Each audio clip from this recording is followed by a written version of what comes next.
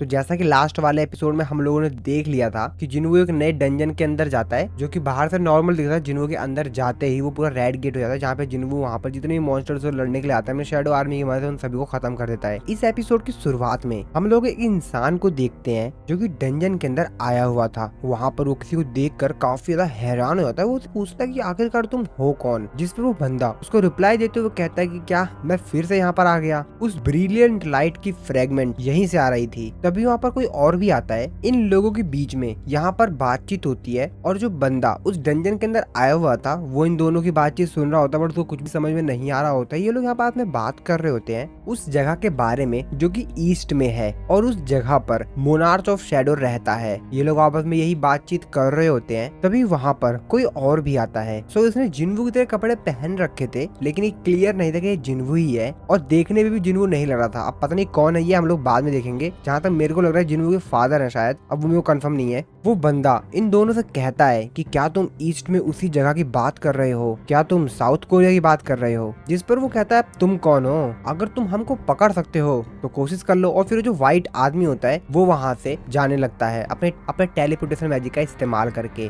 तभी वो बंदा जो कि जिन्वू की तरह लग रहा होता है वो उनसे कहता है कि तुम उतने तेज नहीं हो और उनके ऊपर अटैक करता है काफी ज्यादा तेजी से। और फिर इन दोनों के बीच में यहाँ पर एक फाइट होती है और ये बहुत बड़ा धमाका होता है। इसी सीन के साथ ये सीन कट होता है। इसके बाद हम लोग उसी जगह को देखते हैं जहाँ पर हाईवे के बीच में गेट अपीयर हुआ था। वो गेट अभी भी रेड था और सभी लोग वहाँ पर सुरक्षा कर रहे थे। हम लोग गेट के अंदर देखते हैं तो वहाँ का जो बॉस मॉन्स्टर होता है वो जिन्वू से कहता है कि आखिरकार किस बास्टर्ड ने सब कुछ किया है, मैं उन सभी को मार दूंगा। तभी वो जिन्वू को देखता है। वो कहता है वो जिन्वू से कहता है कि मेरे जो लोग हैं वो इस एरिया में छुपे हुए हैं तो सभी लोग बाहर आ जाओ, जल्दी करो। और ऐसा बोलता है लेकिन कोई भी बाहर नहीं आता है। अब वो भी काफी ज्यादा हैरान होता है कि मेरे बोलने पे मेरे लोग बाहर क्यों नहीं आए। जिन्वू से कहता है कि तुम काफी फनी हो, बाहर आ जाओ। और जिन्वू को ऐसा बोलते हैं उसके शैडो सोल्जर्स जितने भी मॉन्स्टर्स छुपे हुए होते हैं उनको मार मूर कर बाहर ला रहे होते हैं और उसने जितने भी छुपे वहाँ पे मॉन्स्टर्स होते हैं उनके शैडो सोल्जर ने सबको खत्म कर दिया होता है। जिन्वू कहता है लगता है अब कोई बचा नहीं है। अब ये देख कर वो जो मॉन्स्टर होता है वो काफी ज्यादा हैरान होता है। वो कहता है कैसे कैसे इसने मेरे सभी लोगों को मार दिया। और वो अपने लोगों की मरी हुई बॉडी को हाथ में लेते हुए कहता है कि नहीं, और जिन्वू के ऊपर चिल्लाते हुए कहता है कि तू बास्टर्ड बचेगा नहीं। फिर जिन्वू अपने शैडो सोल्जर से बोलता है कि चलो शुरू करते हैं। और ऐसा कहते हैं जिन्वू के जो शैडो सोल्जर होते हैं, बेरू होता है, सभी के सभी बाकी जो मॉन्स्टर्स होते हैं उन सभी लोगों के ऊपर अटैक कर देते हैं। जो भी बचे हुए मॉन्स्टर्स होते हैं इन लोगों के बीच में यहाँ पे बहुत तगड़ी एक फाइट होती है। जिन्वू बस आराम से चल रहा होता है। जितने भी मॉन्स्टर जिन्वू पर अटैक करने के लिए आ रहे होते हैं उससे पहले ही जिन्वू को वो छू पाते हैं। उससे पहले जितने भी यहाँ पे शैडो सोल्जर्स होते हैं वो मॉन्स्टर को खत्म कर रहे होते हैं। और जिन्वू को कोई भी फिक्र नहीं होती है उसको कुछ होने वाला है, क्योंकि शैडो सोल्जर्स को भी मॉन्स्टर जिन्वू को टच करे उससे पहले ही खत्म कर देते हैं। वो मॉन्स्टर बॉस जिन्वू के ऊपर चिल्लाते हुए कहता है कि बस बहुत हो गया। वो मॉन्स्टर जिन्वू के ऊपर अटैक करता है उससे पहले वहाँ पर बेरू और बाकी सभी शैडो सोल्जर्स जो होते हैं वो उसके ऊपर अटैक करते हैं तो काफी ज्यादा घायल कर देते हैं। बस वो अपने लास्ट मूवमेंट्स पे होता है। जिन्वू उससे कहता है तो चलो अब मेरे कुछ क्वेश्चंस का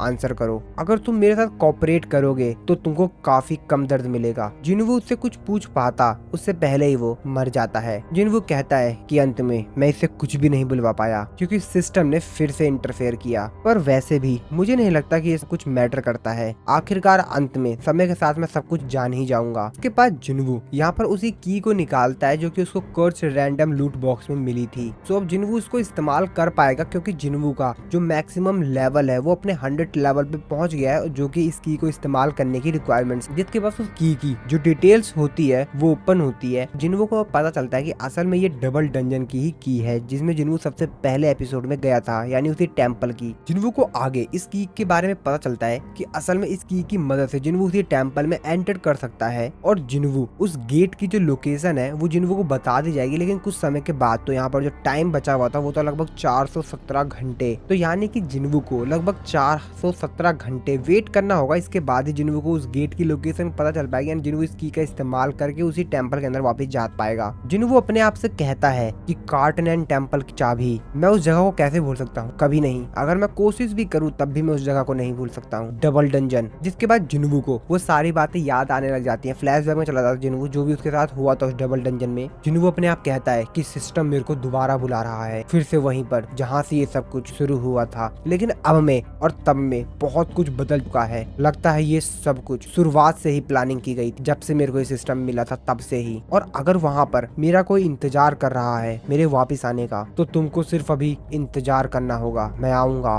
मैं तुम्हारे लिए जल्द आऊंगा। दूसरी तरफ हम लोग यूजिन को देखते हैं जो कि खूब मेहनत कर रहा होता है। तो एक्चुअल में जिन्वू को जो लोग भी हेट कर रहे होते हैं, यूजिन उन सभी लोगों के खिलाफ कंप्लेन रेज कर रहा होता है और कहता है कि मैं किसी को भी माफ नहीं करूंगा जो लोग भी जिन्वू के खिलाफ हेट बोल रहे हैं। और वो सभी के खिलाफ यूजिन गुस्से में कहता है अगर वो लोग मेरे सामने आकर रोएंगे, गिड़गिड़ाएंगे, तब भी मैं उन लोगों को छोड़ूंगा नहीं, उनकी हिम्मत कैसे हो गई। और वो ये सब कुछ काफी ज्यादा देर से कर रहा होता है, इसलिए काफी ज्यादा गया होता, कहता है यार आज तो मैं काफी ज्यादा थक गया हूँ। तभी वहाँ पर जिन्वू आ जाता है अपने शैडो एक्सचेंज स्किल का इस्तेमाल करके। वो यूजिन से कहता है कि शुक्रिया यूजिन, इतना तुम हार्ड वर्क कर रहे हो मेरे लिए। यूजिन कहता है हाँ सर। यूजिन अपने मन में सोचते हुए कहता है कि ये हमेशा जब मर्जी यहाँ से डिसअपीयर हो जाते हैं और जब मर्जी कहीं से भी आ जाते हैं। जिन्वू से पूछता है वैसे सब कुछ ठीक तो है ना। यूजिन कहता है हाँ सर सब कुछ ठीक है, पर आप इतने अजीब से क्यों दिख रहे हैं। जिन्वू उसको बताता है कि मैं डायरेक्टली गेट से आया हूँ और तुमने कहा था कि हमको थोड़े बहुत पैसों की जरूरत है गिल्ड को स्टार्ट करने के लिए, है ना, ये लो। यूजिन देख के काफी ज्यादा हैरान होता है। वो कहता है तूने सारे प्रीमियम इसेंशियल स्टोन, क्या आपने कोई हाई रैंक की गेट क्लियर किया है क्या सर? ये तो हमारे एम्प्लॉय के लिए काफी होगा। जिन्वू कहता है एम्प्लॉय?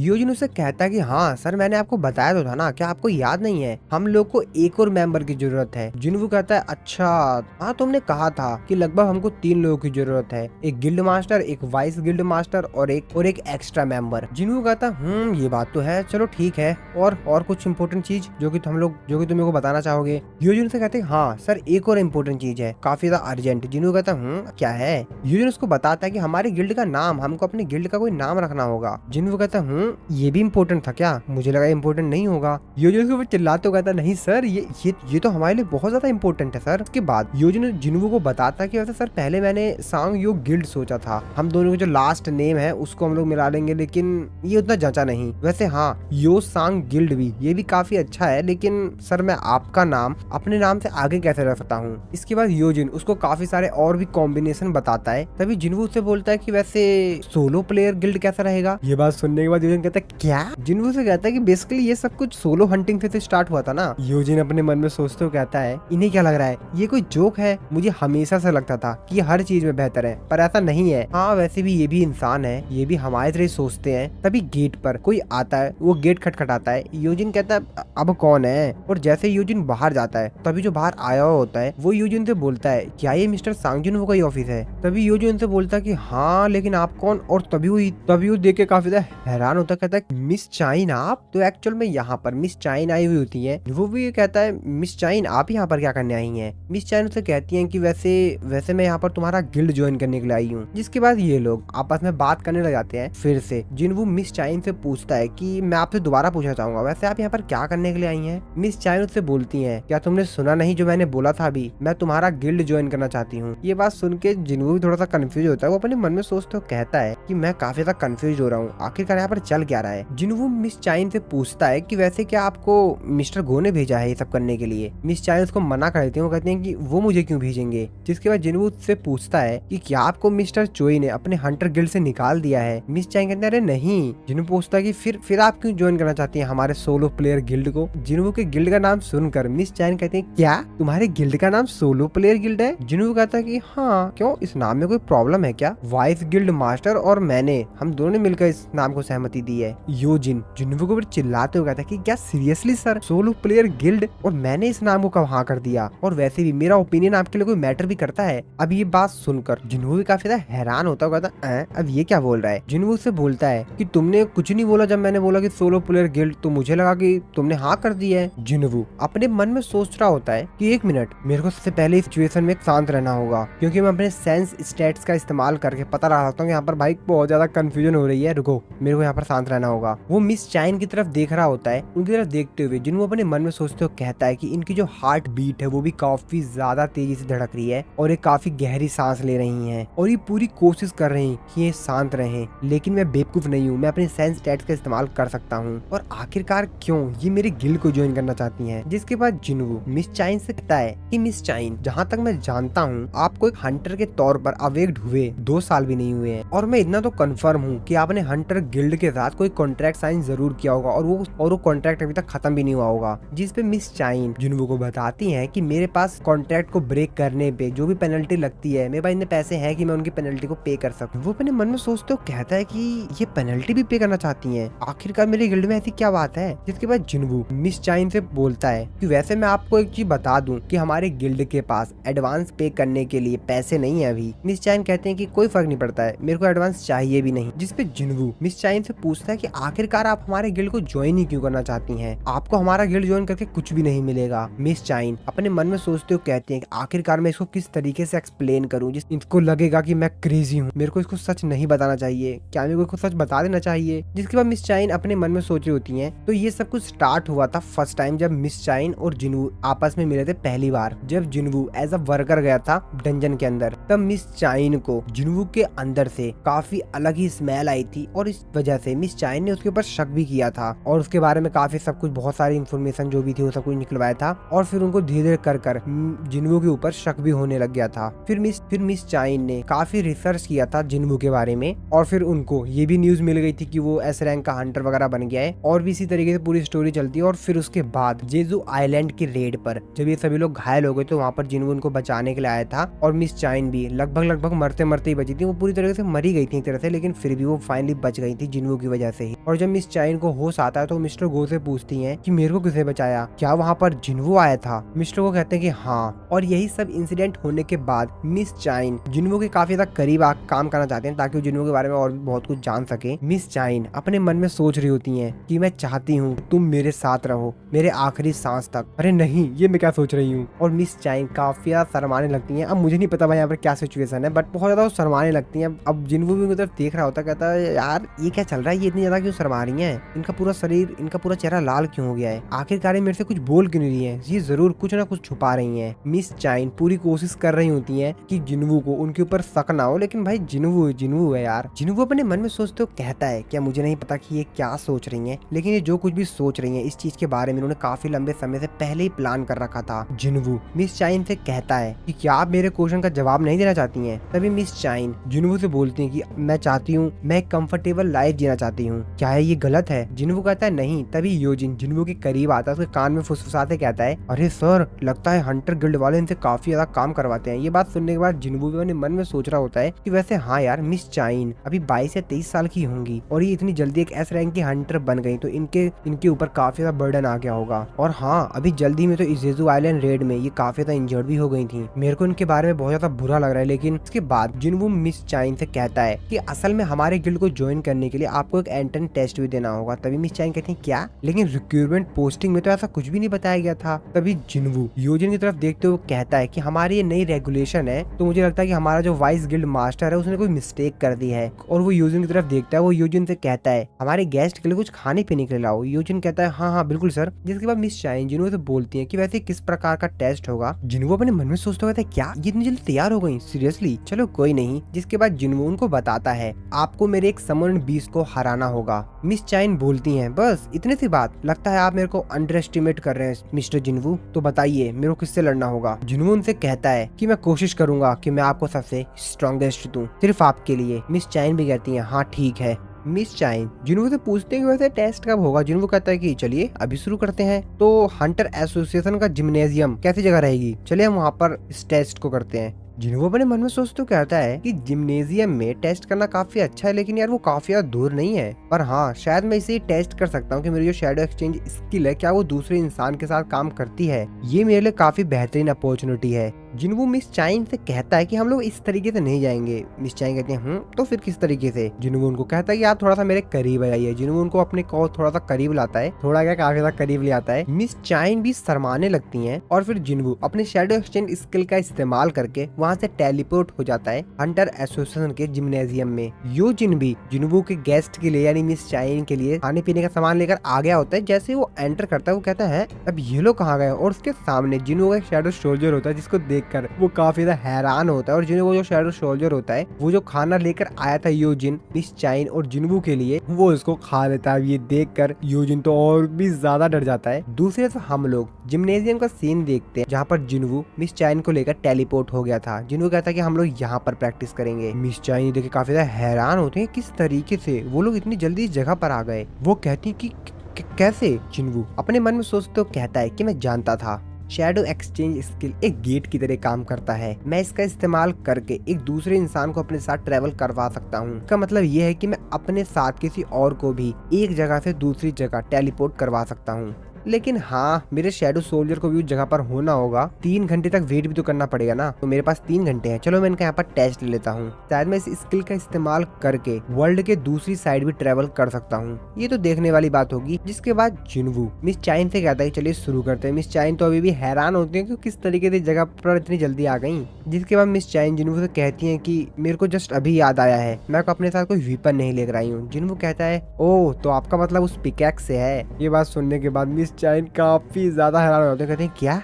अरे नहीं नहीं नहीं नहीं, वो मेरा वीपन नहीं है। जिनवू कहता है अरे मैं सिर्फ मजाक कर रहा था, सीरियस मत होइए। मिस चाइन कहते हैं हाँ चलो फिर ठीक है, कोई नहीं। सामने एक स्टोरेज रूम है, वहां से मैं वीपन को बोरो कर लेती हूँ। स्टोर रूम के अंदर जाकर वहाँ पे एक वीपन को सिलेक्ट करती है। वहाँ पर वैसे काफी सारे वीपन होते हैं जी, मैं वो हंटर्स के लिए, तो यहाँ पर काफी सारे वीपन अवेलेबल होते हैं उनके लिए, और इसीलिए मिस चाइन उनमें से एक स्वॉर्ड पिकअप कर लेती है। मिस चाइन जिनवू से कहती है कि मैं तैयार हूँ। जिनवू उनसे कहता है कि ये वीपन क्या आप इसके साथ सही रहेंगी, और मेरे को नहीं लगता कि आपको स्वॉर्ड इस्तेमाल करने का टाइम भी मिलेगा। मिस चैन कहती है कि इससे कुछ भी फर्क नहीं पड़ता कि मैं कौन सा वीपन इस्तेमाल करती हूँ, और आखिरकार मैजिक बीस्ट को कोई भी फर्क नहीं पड़ता कि आप फुल्ली प्रिपेयर्ड है बैटल के लिए या नहीं, वो तो आपके ऊपर अटैक ही कर देंगे। जिन्हों अपने मन में सोचते हो कहता है कि बिल्कुल सही, इनकी इच्छा शक्ति ने ये प्रूफ कर दिया है कि इनमें काबिलियत तो है, लेकिन फिर भी मैं अपने किसी ऑर्डिनरी सोल्जर को ही समन करूंगा। तो चलो ठीक है, मैं इग्रीस को समन करता हूँ। इसके बाद जिनवू इग्रीस को समन करता है। जिनवू मिस चाइन से कहता है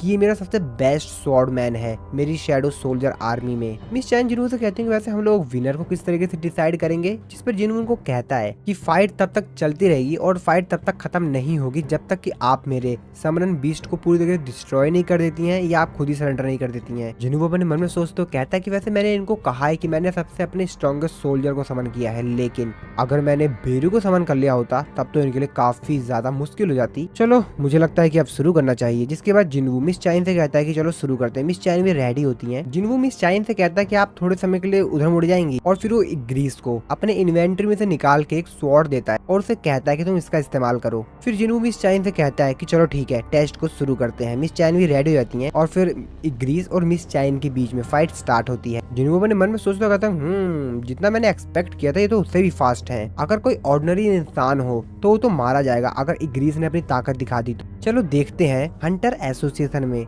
हम लोग मिस्टर गो को देखते हैं जो कि अपना काम कर रहे थे, तभी उनको कुछ सुनाई देता है। वो अपनी खिड़की से देखते हैं तो उनको जिम्नेजियम का लाइट जलती दिखाई देती है। वो कहते हैं जहाँ तक मेरे को याद है जिम्नेजियम को किसी ने आज के लिए रिजर्व नहीं कर रखा था। जिसके बाद वो फोन लगा के अपने एक असिस्टेंट से बोलते हैं कि जिम्नेजियम के अंदर की इंटरनल जो सीसीटीवी है उसका मेरे को एक्सेस दो। मिस्टर गो जब देखते हैं तो कहते हैं क्या, वैसे ये दोनों यहाँ पर कब आ गए? और फिर मिस्टर गो को याद आता है ओ तो ये बात है। तो यहाँ पर उनको याद आता है कि जरूर जब मैंने मिस चाइन को बताया कि वहाँ पर जिनवू इन लोगों की मदद करने के लिए आया था तो जरूर मिस चाइन उनसे इम्प्रेस हुई होंगी। चलो कोई नहीं। जिसके बाद मिस्टर को अपने असिस्टेंट से कहते हैं कि मैं माफी चाहूंगा, लेकिन क्या तुम सिक्योरिटी कैमरास को जिम्नेजियम के अंदर जो उनको बंद कर दोगे? जिस पर वो कहता है कि लेकिन सर, मिस्टर को उससे कहते हैं आज इंस्पेक्शन डे है और इसीलिए उसको बंद कर दो। जिस पर वो कहता है ठीक है सर। फिर से हम लोग जिम्नेजियम के अंदर का सीन देखते हैं। मिस चाइन ने इग्रीस के ऊपर अटैक करके उसको थोड़ा सा घायल कर दिया होता है। मिस चाइन जिन्होंने उसे कहते हैं कि तुमने कहा था कि तुम्हारा चौथा स्ट्रॉन्गेस्ट सोल्जर है, तो क्या तुम बाकियों को यहाँ पर समन करोगे? जिन्होंने कहता है लेकिन आप घायल हो सकती हैं। मिस चाइन कहते हैं कि मेरे को उससे कोई फर्क नहीं पड़ता है, आखिरकार मैं भी तो देखूं। जिन्होंने कहता है कि आप जानती हैं। मिस चाइन उसको बताते हैं कि हाँ मैंने उस बीस्ट को देखा था, ऑल्सो मैंने उसको फुटेज में भी देखा था। जिन्वू कहता है कि ठीक है, और फिर जिन्वू अपने सबसे ज्यादा पावरफुल शैडो सोल्जर बेरू को समन करता है। उसको देखकर मिस चाइन की पसीने छूट जाते हैं। वो भी थोड़ा बहुत डर तो रही थी, क्योंकि भाई जब बेरू आता है ना सामने तो उसकी जो माना इमिट हो रही होती है उसके शरीर में से, उसको देख कर ही सामने वाला समझ जाता है कि भाई ये कितना ज्यादा ताकतवर है। जिसके बाद जिन्वू मिस चाइन से कहता है कि वैसे मैं आपसे एक और बार पूछ लेता हूँ, क्या आप इससे लड़ेंगी? जो कि बेरू को समन कर लेता है। जिन्वू अपने मन में सोच रहा होता है कि वैसे जब मैं किसी चीज को शैडो सोल्जर में कन्वर्ट कर देता हूँ तो जब वो चीज जिंदा थी यानी अलाइव थी उसकी तुलना में वो थोड़ा सा कमजोर हो जाता है। लेकिन इसके बावजूद भी बेरू को तो बनाया इस पर्पस से था कि वो हंटर्स को खत्म करे, और इसी वजह से ये एक वीपन की तरह पैदा हुआ जिसका काम ही है हंटर्स को मारना। तो ये उतना ज्यादा कमजोर भी नहीं है, और अगर ये अपनी ताकत लगाकर मिस चाइन के खिलाफ जाता है तो मिस चाइन के जीतने के चांस बहुत ही ज्यादा जिनवू क्या कुछ बोल पाता तभी बेरू बीच में बोलता है और वो बोलता है कि मेरे आका, मेरे को इस इंसान के साथ क्या करना है। जिनवू उसको कहता है कि तुमको इसको हराना है, लेकिन एक बात का याद रखना कि उनको किसी भी प्रकार से चोट नहीं लगनी चाहिए। बेरू जिनवू से कहता है कि जैसे आपकी इच्छा मेरे आका। बेरू काफी ज्यादा तेजी से चिल्लाता है और वो इतनी ज्यादा तेजी से चिल्लाता है कि उसकी आवाज से ही जिम्नेजियम के अंदर जितनी भी लाइट्स लगी होती हैं पूरी पूरी क्रैक हो जाती हैं और आसपास और भी काफी चीजें टूट जाती हैं, जिसको देखकर मिस चाइन काफी ज्यादा हैरान होती हैं। मिस चाइन अपने मन में सोच रही होती है, ओह तो ये वही है जिसके खिलाफ जिनवू लड़ा था। ये तो बहुत ज्यादा ताकतवर है, कि उससे दूर रहना, और अगर तुमने उनको नुकसान पहुंचाने की कोशिश करी तो ये तुम्हारे लिए बिल्कुल भी अच्छा नहीं होगा। बेरू कहता है कि जैसी आपकी इच्छा मेरे आका। मिस चाइन अपने मन में सोच रही होती है कि अब मेरी बारी है, मेरे को अपनी आंखें खुली रखनी चाहिए, और ऐसा वो सोच रही होती है उससे पहले ही बेरू काफी ज्यादा तेजी से मिस चाइन के पीछे आता है। मिस चाइन अपनी स्वॉर्ड लेती हैं और उसके ऊपर अटैक करती हैं, लेकिन बेरू उनके अटैक को रोक लेता है, जिसको देखकर मिस चाइन काफी ज्यादा हैरान होती है। बेरू कहता है, बेरू अपने मन में सोच रहा होता है कि मेरे आका ने यानी कि मेरे किंग ने मेरे को एक कमांड दिया था कि तुम्हें इसको हराना है बिना इसको नुकसान पहुंचाए। तो असल में मेरे को इसको ये दिखाना है कि आखिरकार मैं कितना ज्यादा ताकतवर हूँ और इसको हराना भी है बिना इसको नुकसान पहुंचाए। ये तो बहुत ही सिंपल टास्क है ना। मिस चाइन उससे तलवार छुड़ाते हैं और फिर से उसके ऊपर काफी ज्यादा तेजी से अटैक करती हैं, लेकिन फिर से वो डॉज कर लेता है। मिस चाइन अपने मन में सोच रही होती हैं कि अभी तक मैंने हार नहीं माना है, और वो काफी ज्यादा तेजी से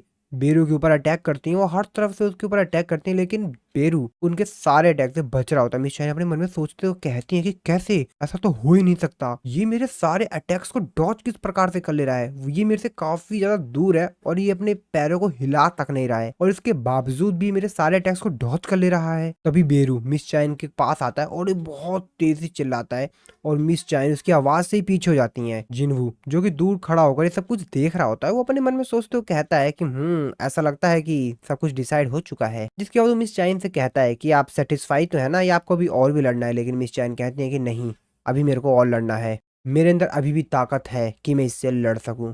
जिन्हों अपने मन में सोचते हुए कहता है, क्या आखिरकार ये सोच क्या रही हैं, मुझे नहीं पता कि ये क्या सोच रही हैं, और वैसे भी लड़ने की सोच ही क्यों रही हैं, बल्कि इनको तो ये रियलाइज हो चुका है कि इनके और बेरू के बीच में कितना बड़ा स्ट्रेंथ का डिफरेंस है। लेकिन फिर भी बेरू मेरे जो अदर शैडो सोल्जर्स हैं उनसे काफी ज्यादा अलग है, क्योंकि इसके पास इंटेलिजेंस है, ये अपने दिमाग का इस्तेमाल कर सकता है, लेकिन ये किलिंग मशीन भी है। लेकिन इसके बावजूद भी इसने अपन ऊपर कंट्रोल किया और वो उनको खत्म करने की कोशिश नहीं कर रहा है, क्योंकि इसका जो मेन लक्ष्य है वो तो खून का प्यासा है, ये सामने वाले तो उसका काम है निपटाना, लेकिन ये फिर भी कंट्रोल कर रहा है और मिस चाइन को ज्यादा नुकसान नहीं पहुंचा रहा है। अब मुझे नहीं मालूम ये ऐसा क्यों कर रही है, शायद इनके पास इनका खुद का रीजन हो, लेकिन मैं आशा करता हूँ कि कोई गलत कदम ना उठा ले। मिस चाइन पता नहीं अपने दिमाग में क्या सोच रही होती हैं और वो बेरू की तरफ ही देख रही होती हैं। तभी बेरू को एक इंस्टिक्चुअल वार्निंग आती है। बेरू मिस चाइन की तरफ देखते हुए कहता है कि तुम्हारी हिम्मत कैसे हुई। बेरू काफी ज्यादा तेजी से मिस चाइन की तरफ जाता है, उनके ऊपर एक अटैक करता है, लेकिन मिस चाइन उसके उस अटैक से बच जाती है। लेकिन बेरू का यह जो अटैक होता है वो काफी ज्यादा पावरफुल होता है और जमीन में पूरी जमीन ही फट जाती है एक्चुअल में, और पूरी चारों तरफ भाई तहस नहस हो जाती है पूरी जमीन जहां पर बेरू का हाथ पड़ता है। अभी देखकर मिस चाइन थोड़ा सा घबराती हैं और बेरू फिर से गुस्से में मिस चाइन की तरफ देखती हैं, जिसके बाद मिस चाइन सोच रही होती है कि मैं अपने शॉर्ट डांस स्किल का इस्तेमाल करूंगी। मिस चाइन अपने दिमाग में सोच रही होती हैं कि मेरे पास सिर्फ एक ही चांस है, मेरे को एक ही चांस में इसके ऊपर अटैक करना होगा, क्योंकि मेरे पास इतनी माना नहीं है और इसी वजह से मैं इस स्किल का सिर्फ एक ही बार इस्तेमाल कर सकती हूँ। हाँ, मुझे इस स्किल का इस्तेमाल करना पड़ेगा। और वो बेरू के ऊपर काफी ज्यादा तेजी से अपनी स्वॉर्ड चलाती हैं और वो यहाँ पर स्वॉर्ड ऑफ स्लाइड का इस्तेमाल करती हैं और बेरू के ऊपर अटैक कर देती हैं। जिन्वू दूर खड़ा है, सब कुछ देखकर काफी ज्यादा हैरान होता है, कहता नहीं। लेकिन तभी मिस चाइन जैसे ही बेरू के शरीर में उनकी स्वॉर्ड टच होती है, बेरू के माइंड में कुछ चीज एक्टिवेट हो जाती है और जिन्वू ने जो उसको कमांड दिया था वो उसको ना मानते हुए अपनी जो क्वीन थी जिसने उसको जन्म दिया था उसका कमांड मारने लग जाता है। तो एक्चुअल में उसका जो कमांड था वो ये था कि एक बात तुम याद रखना और ये कमांड कभी मत भूलना, तुम्हें कोई नहीं रोक सकता, तुम ही सबसे ज्यादा पावरफुल हो, अपने एनिमी को खत्म कर दो, और ये जो गर्ल है ये तुम्हारी एनिमी है। और इसीलिए बेरू मिस चाइन के ऊपर काफी ज्यादा तेजी से अटैक करता है, लेकिन जिन्वू बेरू के ऊपर चिल्लाता है कि रुको, और काफी ज्यादा तेजी से जाता है और बेरू के उस अटैक को रोक लेता है अपने हाथों से और उसको पीछे हटने के लिए कहता है। जिन्वू उससे कहता है कि मैं तुमसे कहा था ना कि रुको। जिन्वू बेरू के ऊपर गुस्सा होता है, जिसके बाद वो यहाँ पर मिस चाइन से पूछता है कि आप ठीक तो है? मिस चाइन कहती है हाँ मैं ठीक हूँ। बीरू जो कि थोड़ा सा दूर चला गया था, तो यहाँ पर जिनवू ने जब उसको पकड़ा था, उसके अटैक को डॉज किया था, तो उसको थोड़ा सा दूर कर दिया था उसको मिस चाइन से, जो कि जिनवू से माफी मांगता है और उससे कहता है कि मेरे किंग मेरे को माफ कर दीजिए। जिनवू कहता है क्या है ये? जिनवू मिस चाइन से कहता है कि आखिरकार आप अपने आप को इतना ज्यादा पुश क्यों कर रही थी? आपको इतना सब कुछ करने की जरूरत नहीं थी। आपको हमारे गिल्ड को ज्वाइन करने के लिए इतनी ज्यादा कोशिश करने की जरूरत नहीं थी। मिस चाइन जिनवू कुछ भी रिप्लाई नहीं देती है। जिनवू उनसे आगे कहता है कि ये सिर्फ एक टेस्ट ही तो था ना, एक नेमलेस गिल्ड का एक एंट्रेंस टेस्ट। आपको इतना ज्यादा कुछ करने की जरूरत नहीं थी और आपके जैसे हंटर को अपनी लाइफ को इस चीज के लिए रिस्क में नहीं डालना चाहिए, और ये उतना ज्यादा कीमती भी नहीं था। तो आखिरकार आपने अपने आप को इतना ज्यादा रिस्क में क्यों डाला? मिस चाइन उसके कुछ भी रिप्लाई नहीं दे रही होती है। जिनवू से कहता है कि अरे आप कुछ बोलेंगी, कुछ बताएंगी। जिनवू अपने मन में सोच रहा था कि भाई क्या सोच रही है आखिरकार, और जिनवू बेचारा खुद ही बोल देता है कि क्या आप मेरे में इंटरेस्टेड हैं? मिस चाइन उसके उस बात का भी कोई रिप्लाई नहीं देती हैं। तभी वो कहते हैं कि क्या क्या? जिन्हों भी सोच रहा था कि यार मैंने क्या कह दिया, पर मुझे ऐसा कुछ लगा तो मैंने बोल दिया यार। मिस चैन भी कहती हाँ हाँ मेरे को भी ऐसे लगता है, और वो काफी ज्यादा शर्मा रही होती हैं। इसके बाद अगले सीन में माइकल और मिसिस सेलनर को देखते हैं। मिस्टर ब्रेनोन माफी मांग रहे होते हैं। वो उनसे कहता है कि मैंने तुम लोगों को यहाँ पर माफी मांगने के लिए नहीं बुलाया है, मुझे बताओगे कि आखिरकार हुआ क्या है? माइकल उनको बताता है जैसा कि मिस सेलनर ने ऑब्जर्वेशन किया था, और उन्होंने बताया है कि एक्चुअल में जो सांग जुन वू है वो एक किंग है। उसकी बात ये सुनकर कहते कि क्या? सांग जुन वू। उनमें से उन लोगों की ये बात सुनकर मिस्टर ब्रेनेन कहते हैं तो मिसेस सेलनर ये कहना चाह रही हैं असल में जो सांग जुन वू है वो एक नेशनल लेवल हंटर जितना पावरफुल है। मिसिस सेलनर उनसे कहते हैं कि हाँ मेरे को ऐसा लगता है, मैं आपको एक्सप्लेन करती हूँ। एक्चुअल में तो जैसा कि जितने भी लोग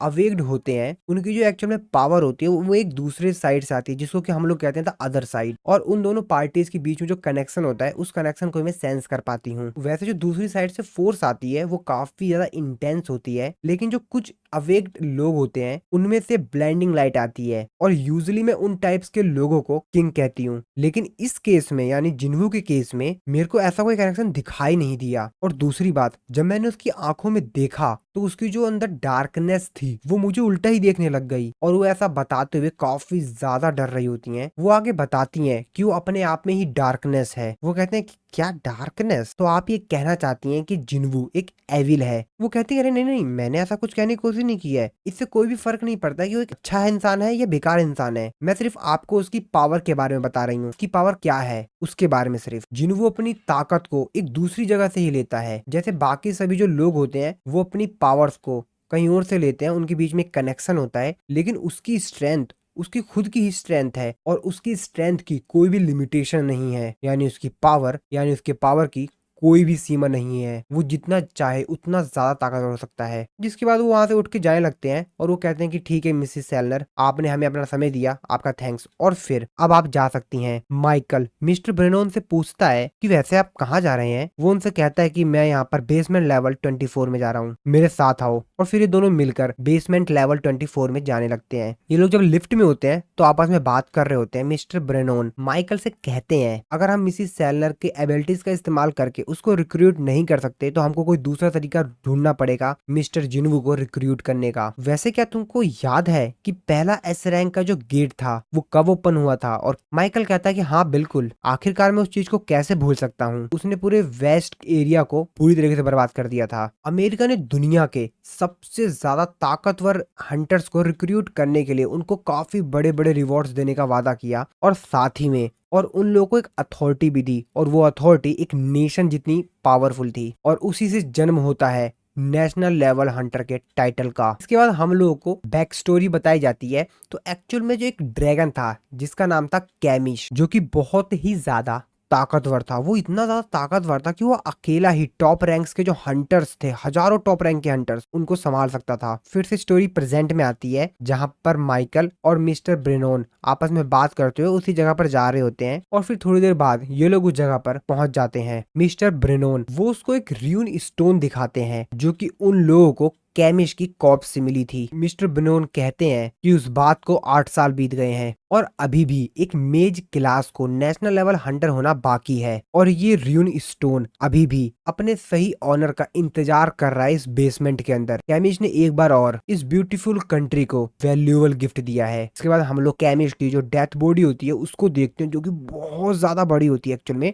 ये लोग तो उसकी बॉडी के सामने बहुत छोटी छोटी चीज दिखाई दे रहे होते हैं, वो बॉडी बहुत बड़ी होती है। इसके बाद दूसरी तरफ हम लोग जिन्वो के घर पे जिन्वो को देखते हैं जो कि वॉशरूम में अपना ही फेस देख रहा होता है शीशे में। वो सोच रहा होता है कि यार जब से मैं रीअवेकिंग हुआ हूँ मैं ये तो मानूंगा कि मैं थोड़ा सा इंच बढ़ गया हूँ और मेरा जो शेप है शरीर का वो भी बेहतर हुआ है, लेकिन लेकिन क्या मैं सही में इतना सुंदर हूँ? क्योंकि मैं तो एक एवरेज की तरह दिखता हूँ। यार मिस चाइन मुझ जिनको मैं कैसे पसंद आ गया? अब जिन्वो यहाँ पर ये सोच रहा होता है कि यार मेरी शक्ल तो मेरे को नहीं लगता उतनी अच्छी है, तो मिस चाइन मेरे को पसंद क्यों करती हैं? अब इसे क्या मालूम भाई, कोई और ही बात है। वैसे हाँ, मेरी जो स्किन है फेस की वो काफी ज्यादा क्लियर है। ऐसा शायद इसलिए होगा क्योंकि मेरे पास एक स्किल है जिसकी हेल्प से मेरे शरीर में कहीं भी कोई डिस्ट्रॉय हो जाता है तो मैं उसको तुरंत रिकवर कर सकता हूँ। लेकिन फिर भी यार, जिसके बाद जिन्वू अपनी सिस्टर के पास जाता है, उससे बोलता है कि जिन्हा जिन्हा बोलती है हाँ बोलो।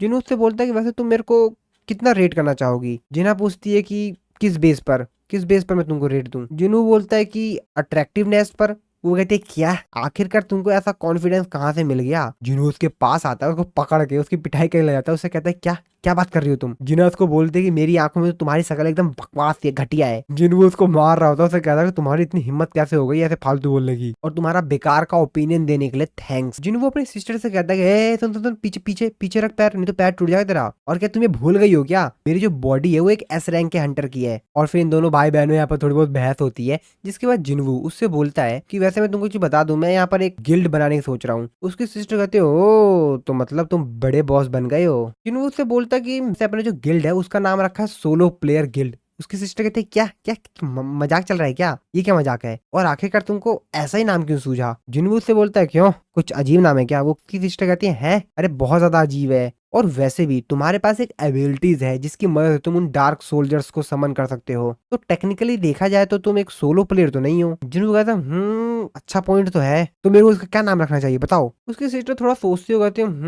वैसे अर्जुन गिल्ड कैसा नाम रहेगा?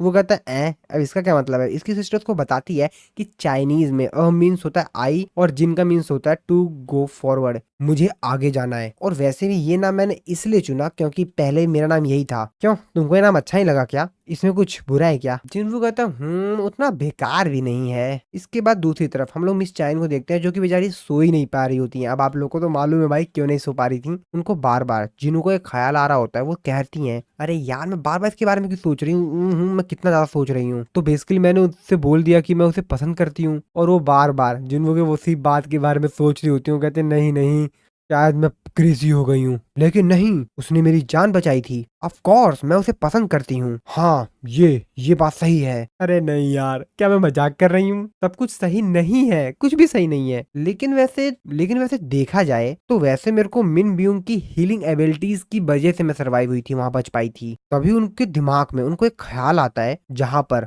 वो मिस्टर ब्यूंग से मिलती हैं। मिस्टर ब्यूंग उससे कह रहे होते हैं कि प्लीज तुम जिन्वू को बता देना कि वो सावधान रहे उन पावर्स से जो उसके अंदर है। तभी मिस चाइन की आंख एकदम से खुलती है। मिस चाइन कहती है कि ये क्या था? मेरे को याद है कि मैंने मिन ब्यूंग को देखा। तो इस एपिसोड की शुरुआत में हम लोग नाइट गिल्ड को देखते हैं। नाइट गिल्ड का जो गिल्ड मास्टर होता है उसके पास उसका असिस्टेंट आता है। वो उसको बताता है कि बॉस कल एक नया गेट अपीयर्ड हुआ है और वो हम लोगों के लिए काफी ज्यादा डिफिकल्ट है, और इसी वजह से हमको उस गेट का एंट्री परमिट नहीं मिला। और हंटर एसोसिएशन के अकॉर्डिंग उस गेट की जो रैंक है वो बहुत ही ज्यादा हाई है। गिल्ड मास्टर उससे कहता है कि क्या वो एस रैंक या उससे ज्यादा है? वो उसको बताता है कि नहीं, लेकिन उन्होंने बताया था कि वो एक टॉप टायर ए रैंक का गेट है। गिल्ड मास्टर कहता है हमारी गर्दन में कितना ज्यादा दर्द हो रहा है, अगर हम लोग केयरफुल नहीं रहे तो हम सभी यहीं पे मारे जाएंगे। जिस पे उसका असिस्टेंट कहता है कि हम लोगों के पास तो इतनी ज्यादा मैन पावर भी नहीं है कि हम एक स्ट्राइक स्क्वाड बना पाए एक ए रैंक के गेट के लिए भी, लेकिन हम लोग इस कंट्री की जो 5 मेजर गिल्ड्स हैं उनमें से एक गिल्ड है। तो अगर हम लोग इस चीज को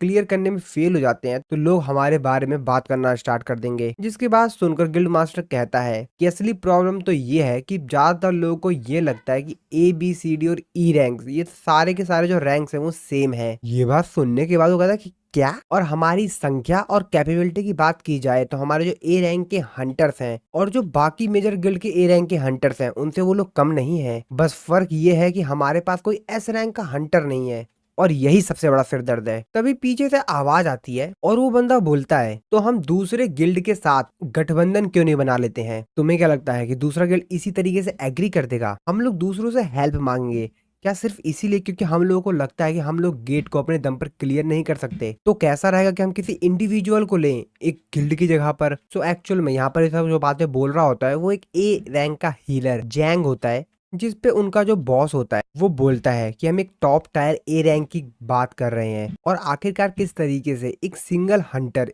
इतना बड़ा डिफरेंस पैदा कर पाएगा, ये तो बहुत ही ज्यादा मुश्किल है। लेकिन तभी उसको याद आता है, एक मिनट, वो बोलता है कि कहीं तुम, जिस पर ए रैंक का हीलर बोलता है कि हाँ मैं उसी की बात कर रहा हूँ, आपने सही समझा। जिसके बाद गिल्ड मास्टर कहता तो तुम जिन्वू की बात कर रहे हो। अगर हम दूसरे बड़े गिल्ड के साथ गठबंधन करते हैं तो हमारे नाम पर बुरा असर पड़ेगा, लेकिन अगर हम लोग सांग जिनवू के साथ उसको अपने फोर्स में ज्वाइन करवाते हैं और इसके साथ ज्वाइन करते हैं तो लोग हमको ज्यादा जानेंगे, प्लस हम लोगों के पास काफी अच्छा मौका रहेगा कि हम लोग किसी भी खतरनाक रेड को अच्छी तरीके से सेफली क्लियर कर पाएं। पर वैसे सांग जिनवू इस समय पर कर क्या रहा है? जिस पर उनका जो एम्प्लॉय होता है उसको बताता है कि उसने जल्द ही में अभी जो मिडल हाईवे पर एक बहुत बड़ा गेट ओपन हुआ था उसको अकेले दम पर ही क्लियर कर दिया। वैसे बॉस, क्या आप उससे मिलना चाहेंगे? क्या मैं उसको आपको कांटेक्ट इन्फॉर्मेशन दूं? जिस पे उसका बॉस उसको कहता है, अरे नहीं, इतनी ज्यादा बेवकूफी नहीं, इतने बड़े इंपॉर्टेंट मैटर को फोन पर हैंडल करना ये सिर्फ एक बेवकूफी होगी। तो चलो उसके घर चल के उससे सामने बात करते हैं। दूसरी तरफ हम लोग जिन्वो को देखते हैं जो कि अपने गिल्ड में बैठा हुआ होता है। वो योजिन को बता रहा होता है कि मैंने अपने गिल्ड का नाम सोचा है अर्जिन गिल्ड, कैसा रहेगा? जिस पर योजिन उससे कहता है कि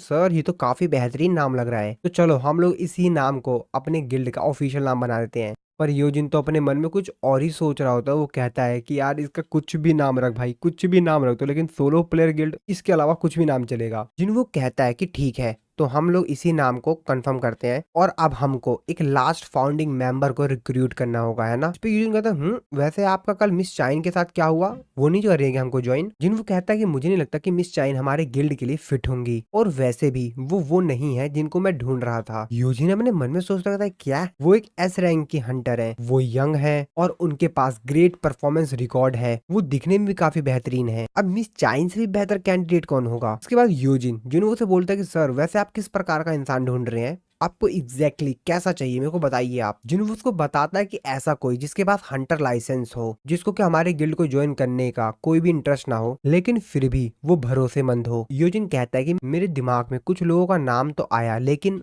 योजिन आगे कुछ बोल पाता तभी उनका गेट खटखटाता कोई। जिन्वू बाहर जाता देखने के लिए गेट पर कौन है। जिन्वू बोलता है कि कौन?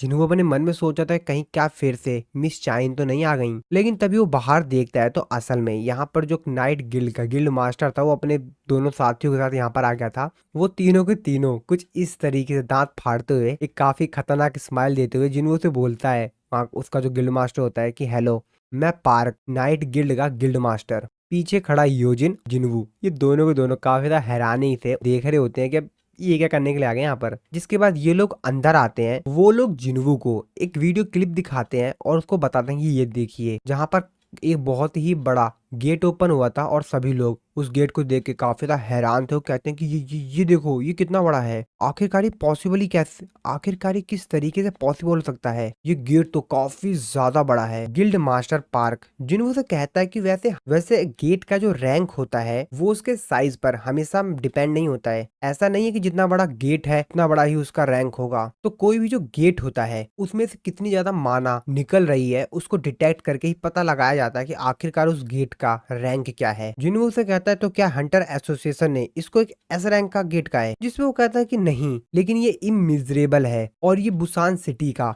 आज तक का सबसे बड़ा गेट है। इससे पहले बुसान सिटी में इससे बड़ा गेट आज तक अपेयर नहीं हुआ है। जिन्हों अपने मन में सोच रहा था बुसान, यहाँ पे तो जूही रहती है ना? जूही की एक बात याद आती है जब जूही ने उससे कहा था कि मेरे शहर में जब तुम आना तो मैं तुमको ट्रीट दूंगी। जिसके बाद गिल्ड मास्टर आगे जिन्हों से कहता है, शायद आपने न्यूज ऑलरेडी देख ली होगी, लेकिन हंटर एसोसिएशन ने हमको एंट्री परमिट देने के लिए मना कर दिया है। उनको लगता है कि ये जो रेड है वो काफी ज्यादा रिस्की हो सकती है, और जैसा कि हम लोगों के गिल्ड में यानी कि नाइट गिल्ड में कोई भी एक एस रैंक का हंटर नहीं है, और इसीलिए उन्होंने हमको इस रेड पे जाने के लिए मना कर दिया है। लेकिन हाँ, अगर आप हमारे जो स्ट्राइक स्क्वाड को ज्वाइन कर लेते हैं तो हंटर एसोसिएशन शायद हमको परमिशन दे दे। उसके पीछे खड़ा ए रैंक का हीलर जो पार्क होता है वो अपने मन में सोच रहा होता है कि क्या मैं इनसे ऑटोग्राफ के लिए पूछ लूं। तो जिन्हों से ऑटोग्राफ के लिए पूछने की सोच रहा होता है। भाई होगा जिन्हों का फैन, लेना चाहता होगा ऑटोग्राफ, लेकिन वो बस सिर्फ ये मन में सोच रहा होता है, कुछ बोल नहीं रहा होता है। गिल्ड मास्टर आगे बोलता है, वैसे मैं तुमको काफी बेहतरीन डील दूंगा। वैसे जब बड़ा जो गिल्ड होता है वो किसी डंजन को लेता है और उस पे रेड करके उसको क्लियर करता है, तो एस रैंक के जो हंटर होते हैं उनको वैसे 10% मिलते हैं जो भी प्रॉफिट होता है, लेकिन हम तुमको 20% देंगे। जिस पे जिन्वू कहता है कि चलो ठीक है, इसको 50-50 करते हैं।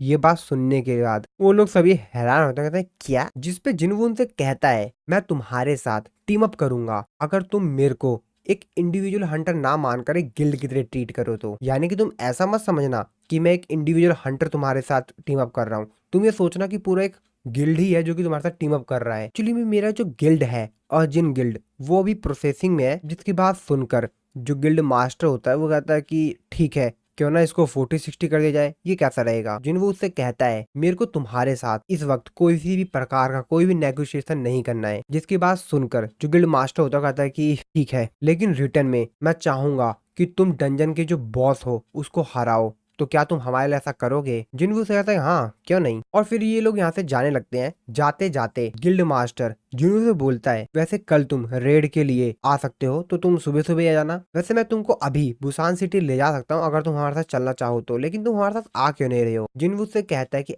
असल में मेरा आज रात का कुछ प्लान है, तो वैसे मैं पक्का कल आ जाऊंगा, तुम उसकी चिंता मत करो, और मैं तुमसे ये प्रॉमिस करता हूँ कि मैं लेट नहीं होऊंगा। तभी उनका जो असिस्टेंट होता है वो कहता है कि ये क्या? अभी मैं इतना तो पक्का कह सकता हूँ कि अभी जो इनकी शेडो थी वो यहाँ से थोड़ी सी मूव हुई है। जिन पे उनका बॉस कहता है, क्या तुम पी कर आए हो क्या? तभी जिन्वो के फोन पर किसी का फोन आता है। जिन्वो कहता है कि अब ये किसका नंबर है? जिसके बाद वो उन दोनों से कहता है कि एक्सक्यूज मी, किसी का फोन आ गया है, मैं थोड़ा सा कॉल पे बात करने के लिए जा रहा हूँ। जिस पर वो कहते हैं हाँ हाँ ठीक है आप जा सकते हैं। जिन्वो फोन लेकर बाहर आ जाता है। जिन्वो कहता है कि हाँ कौन बोल रहा है? उधर से आवाज आती है जिन्वू। वो आवाज सुनने के बाद जिन्वू कहता है मॉम, मॉम आपने फोन किया है? जिन्वू की मॉम कहती है मैंने तुमको फोन इसीलिए किया है क्योंकि मेरे को तुम्हारी आवाज सुननी थी, क्या तुम इस समय पे बिजी हो? जिन्वू कहता है नहीं। और फिर ये लोग यहाँ पर आपस में बात करने लग जाते हैं। जिन्वू अपनी मॉम से कहता है कि मॉम आज रात को हम लोग डिनर पे चलेंगे तो कैसा रहेगा? जिन्वू की मॉम कहती है हाँ बिल्कुल ठीक है। इसके बाद अगले दिन का सीन दिखाया जाता है उसी जगह का, बुसान सिटी में, जहां पर जो बड़ा वाला गेट है वो अपीयर्ड हुआ है, जो कि बहुत ही ज्यादा बड़ा लग रहा होता है। वहां पे लोग तो भाई बहुत ज्यादा छोटे छोटे से दिख रहे होते हैं और वहां पर काफी सारे हंटर्स आए हुए होते हैं। तो यहाँ पे जो गिल्ड मास्टर था वो भी यहाँ पर आ गया होता है अपने साथियों के साथ। वो अपने मन में कहता है कि मैं उसको थोड़ा सा और फोर्स करता तो वो कल ही हमारे साथ यहाँ पर आ जाता, आशा है कि वो लेट ना हो। तो जिन्वू की बात कर रहा होता है और 11 बज गए होते हैं और 11:05 पे इन लोगों की रेड थी। वो टाइम को देखते हुए कहता हूँ सिर्फ 5 मिनट बचे हुए हैं। दूसरी तरफ हम लोग जिन्वू को देखते हैं। जिन्वू भी वहां पे जाने के लिए रेडी हो गया होता है। जिन्वू आसमान की तरफ देखता है तो जो मौसम होता है उतना क्लियर नहीं होता। जिन्वू आसमान की तरफ देखते हुए कहता मौसम सही नहीं दिखाई दे रहा है। आई होप जिन्हा अपने साथ अम्ब्रेला ले गई हो, मुझे लगता है कि मेरे को वहां पर चलना चाहिए। और ऐसा कहने के साथ जिन्वू बोलता है शेडो एक्सचेंज। दूसरी तरफ हम लोग जिन्हा को स्कूल का सीन देखते हैं, जहाँ पर जो कुछ स्टूडेंट्स होते हैं वो अपने एक टीचर का थोड़ा बहुत काम कर रहे होते हैं। उनमें से एक स्टूडेंट कहता है तो बेसिकली हम लोग एक फ्री लेबर है। दूसरा स्टूडेंट कहता है कि हाँ तुमने सही कहा यार। उनमें से तीसरा कहता है कि आखिरकार टीचर हम लोग को इस तरीके से काम क्यों देते रहते हैं? इसी तरीके से ये लोग आपस में थोड़ी और बातचीत करते हैं और जो भी काम करने के लिए आए हुए होते हैं उस रूम में जाते हैं। जैसे ये लोग उस रूम को देखकर कहते हैं यहाँ पर कितना ज्यादा धूल है यार, इसको आखिरकार लास्ट टाइम कब क्लीन किया गया था? तो वो पूरा रूम काफी ज्यादा गंदा होता है और वहाँ पे काफी सारे सामान पड़े हुए होते हैं। मुझे तो नहीं लगता कि हर सेमेस्टर में इस रूम का इस्तेमाल किया जाता होगा। तभी वो लोग सामने एक गेट को देखते हैं। वो कहते हैं अब ये क्या है? कहते हैं क्या ये कोई गेट है? तभी उनमें से जो एक स्टूडेंट होता है वो उन दोनों को कहता है, अरे यार तुम लोग इतनी चिंता क्यों कर रहे हो, चिल। तो जो हंटर्स होते हैं वही सिर्फ इस गेट के उस पार जा सकते हैं, और वैसे भी इस गेट की दूसरी साइड कुछ है ही नहीं यार। और वैसे भी इस गेट को ओपन हुए तो लगभग 1 हफ्ता हो गया। जिसकी बात सुनकर वो लोग कहते हैं क्या? तभी उनमें से जो एक स्टूडेंट होता है वो कहता है कि नहीं यार, पर वैसे भी ये गेट तो हम लोग को अभी मिला है ना, तो इसका मतलब तो ये है। वो उसके आगे कुछ बोल ही पाता। तभी वो जो गेट होता है वो क्रैक हो जाता है और उसमें से एक मॉन्स्टर का हाथ आता है और जो गेट के नियर में जो एक लड़का खड़ा था वो मॉन्स्टर उसको पूरा पकड़ लेता है। ये देखकर बाकी 2 लड़के होते हैं काफी ज्यादा डर जाते हैं और वो लड़का चिल्ला रहा होता है कि मेरे को बचाओ, जल्दी मेरे को बचाओ। लेकिन वो मॉन्स्टर को बहुत ही ज्यादा तेजी से अपने हाथ से पूरा पिचका देता है, उसके शरीर से पूरा खून आने लग जाता है। ये देखकर वो दोनों बच्चे काफी ज्यादा डर जाते हैं और वो मॉन्स्टर जिस बच्चे को पकड़ा हुआ होता है उसको पूरा पिचका देता है और खत्म कर देता है। उस मॉन्स्टर के पीछे 2 और मॉन्स्टर्स दिखाई देते हैं। बाकी 2 बचे हुए बच्चे होते हैं वो मॉन्स्टर उसको भी मार देते हैं। तो यहाँ पर जो तीनों स्टूडेंट्स थे वो मॉन्स्टर उन सभी को खत्म कर देते हैं। इसके बाद वो मॉन्स्टर बाहर आता है और उनको यहाँ पर जो इन्होंने उनको अभी मारा हुआ था उन बच्चों को खून सूंघता है तो काफी ज्यादा अच्छा लगता है और वो काफी ज्यादा एक्साइटेड हो जाता है। और ये जो मॉन्स्टर्स हैं, ये पिछले जो मॉन्स्टर्स थे उनसे काफी ज्यादा खतरनाक है, क्योंकि ये जो मॉन्स्टर हैं इनकी जो इंसेक्ट्स है वो काफी ज्यादा पावरफुल है और ये लोग अपने मिशन को ज्यादा प्रायोरिटी देते हैं। तो इन लोगों ने पूरे हफ्ते भर अपने आप को डार्कनेस के अंदर छुपा के रखा और अपने शिकार को ढूंढने से पहले ही इनकी जो सिक्स्थ सेंस थी वो एक्टिवेट हो गई थी। इसके बाद वो मॉन्स्टर बोलता है कि ये जो पूरी जगह है यहाँ पर काफी सारे शिकार है। तो एक्चुअल में यहाँ पे जो स्टूडेंट्स होते हैं और बाकी लोग जो स्कूल के अंदर होते हैं उनकी बात कर रहा होता है कि यहाँ पर काफी सारे शिकार हैं चारों तरफ, हमसे ऊपर एक लेवल है और उससे भी ऊपर एक लेवल है। तो एक्चुअली में जैसे कि ये मॉन्स्टर्स हैं तो ये स्कूल के जिस फ्लोर पे है उससे ऊपर भी एक फ्लोर है और उससे ऊपर भी एक फ्लोर है, तो उसी को ये लोग लेवल अब कह रहे हैं। जिसके बाद वो मॉन्स्टर बोलता है कि ये जो जगह है बहुत ही ज्यादा कॉम्प्लेक्स है, जैसे कि कैसल होता है। जिसके बाद वो मॉन्स्टर जो उसके पीछे दूसरा मॉन्स्टर होता है उससे बोलता है कि पहले हंटिंग मैं स्टार्ट करूंगा, तुम जाओ और बाकी लोगों को ले आओ। और उस रूम का शीशा तोड़कर बाहर आता है और कहता है कि असली हंट तो अभी स्टार्ट होगा, पहले मैं इस कैसल के सभी इंसानों को खत्म तो कर दूं और अपनी पोजीशन को सिक्योर कर लूं। तो सबसे पहले मैं इस एरिया को क्लियर करता हूं। उसके सामने काफी सारे स्टूडेंट्स होते हैं जिनको कि इस चीज के बारे में कुछ मालूम ही नहीं होता है, वो लोग तो अपना एंजॉय कर रहे होते हैं। लेकिन तभी वो मॉन्स्टर इन लोगों की तरफ आता है और ये लोग उसको देख लेते हैं, जिसको देखकर ये लोग भी काफी ज्यादा हैरान होते हैं। और तभी वो जो मॉन्स्टर होता है वहां पर जो एक स्टूडेंट का ग्रुप होता है उसके ऊपर अटैक कर देता है। दूसरी तरफ हम लोग उसी गेट को देखते हैं जहां पर जिन्वू को जाना था, जो कि बहुत बड़ा गेट ओपन हुआ था। तो जिन्वू भी उस जगह पर पहुंच जाता है। उसको देखने के बाद जिन्वू कहता है रियल लाइफ से तो यार ये वाला गेट बहुत ज्यादा बड़ा है। वो यहाँ पर चारों तरफ अपने नजरें घुमाता है तो सामने वो देखता हुआ कहता तो ये हॉलिंग टीम है और दूसरी तरफ है माइनिंग टीम और बाकी इधर है काफी सारे हंटर्स स्ट्राइक स्क्वाड। तो यहाँ पर टोटल 13 ए रैंक के और बी रैंक के हंटर्स हैं। अच्छा, तो इन लोगों के पास वैसे काफी सारे ए रैंक के हंटर्स हैं। एक ऐसा गिल्ड जिसके पास सबसे ज्यादा ए रैंक के हंटर्स हैं। जिन्हों ये सब कुछ सोच ही रहा होता है तभी पीछे से जिन्हों एक आवाज आती है, जिन्हों पीछे देखता है। तभी उनमें से जो एक हंटर होता है वो जिन्वू की तरफ देखते हुए कहता है मिस्टर जिन्वू आप काफी ज्यादा अमेजिंग है। जीजू आइलैंड के दौरान आपने कितनी अच्छी तरीके से फाइट की। सभी हंटर्स भी जिन्वू को वहां पर देखकर काफी ज्यादा हैरान होते हैं और काफी ज्यादा खुश होते हैं। वो लोग पूछ रहे होते हैं कि आखिरकार आपने उन डार्क सोल्जर्स को किस तरीके से समन किया। नहीं नहीं नहीं नहीं, वेट वेट वेट वेट, क्या हमको उनको समन बीस्ट कहना सही रहेगा? तो क्या आज आप हमको लीड कर रहे हैं? तभी वहां पर एक और हंटर आती है और वो उन लोगों से बोलती है अरे रुको रुको रुको, क्या कर रहे हो तुम लोग? मिस्टर जिन्वू को इस तरीके से परेशान मत करो। जिसके बाद वो जिन्वू को अपना इंट्रोडक्शन देती है और वो बताती है अपना नाम वगैरह और उसको ये भी बताती है कि वो नाइट गिल्ड का जो इलाइट स्ट्राइक स्क्वाड है उसकी मेन हीलर है। और वो जिन्होंने कहती है कि जैसा कि आप लीडर हैं और मैं मेन हीलर हूँ तो क्यों ना हम दोनों ही अकेले चलते हैं और सभी को खत्म करते हैं। तो क्या आप भी ऐसे सोचते हैं? जिन्हों कहता है क्या। जिसके बाद जिन्हों नाइट गिल्ड का जो मास्टर होता है उससे बोलता है कि तुमने क्या अभी तक इसको बताया नहीं है? जिसपे वो बोलता है अरे नहीं कोई नहीं, मैं अभी इन सभी लोगों को बता देता हूँ। जिसके बाद वो इन लोगों के पास आता है, इन लोगों को बोलता है कि मेरा नाम पार्क जॉनसू है और आज की जो रेड है मैं लीड करूंगा। जिसको सुनकर बाकी सब जो हंटर होते हैं क्या सर आप फिर से मतलब मिस्टर जिन्वू नहीं करेंगे? अरे यार सच में सीरियसली? जिसके बाद उन लोगों को बताता है कि नहीं नहीं मिस्टर जिन्वू भी हम लोगों के साथ चलेंगे, लेकिन वो बैक लाइन के इंचार्ज हैं, वो हमको सेफ्टी प्रोवाइड करेंगे। अगर कोई दिक्कत होती है तो वो हमको वहां पर सेफली निकाल देंगे वहां से। तभी उनमें से जो हंटर होता है वो उससे कहता है क्या तुमको लगता है कि हमको किसी की जरूरत भी है कि हमको कोई प्रोटेक्ट करे? अब ये बात सुनकर जिन्वू को तो मुंह बन जाता है, कहता है भाई ये कौन है अब? जिसके बाद वो बंदा कहता है कि मिस्टर जिन्वू तो इलाइट स्ट्राइक स्क्वाड के मेंबर भी नहीं है और उनको क्या लगता है कि हम लोग कमजोर हैं। जिसके बाद गिल्ड मास्टर जो होता है वो कहता है कि हमारे जो हंटर है वो बस इस तरीके से बातें कर देता है, कोई नहीं यार कोई दिक्कत नहीं है। और वो जिन्वू को कहता है कि आप चिंता मत कीजिए, ये लोग कभी कभी थोड़ा बहुत लाइन से बाहर चले जाते हैं, इनकी बात को सीरियस मत लीजिए आप। जिन्वू कहता है ओह तो इसका मतलब ये है कि ये लोग सिर्फ कॉन्फिडेंट हैं। और वो सभी लोगों से कहता है कि चलो चलते हैं। फिर एक एक करके ये लोग गेट के अंदर चले जाते हैं और इन लोगों की जो रेड है वो यहाँ पे स्टार्ट हो जाती है। इसके बाद हम लोग दूसरी तरफ हंटर एसोसिएशन का सीन देखते हैं, जहां पर जो उनका इमरजेंसी कॉल डिपार्टमेंट होता है हंटर एसोसिएशन का, उनके पास एक इमरजेंसी कॉल आती है। तो वहां पर जो कॉल पिक करने वाली रिसेप्शनिस्ट होती है वो कॉल को पिक करती है, वो कहती है कि हंटर एसोसिएशन की इमरजेंसी कॉल लाइन में आपका स्वागत है, बताइए मैं किस तरीके से आपकी मदद कर सकती हूँ।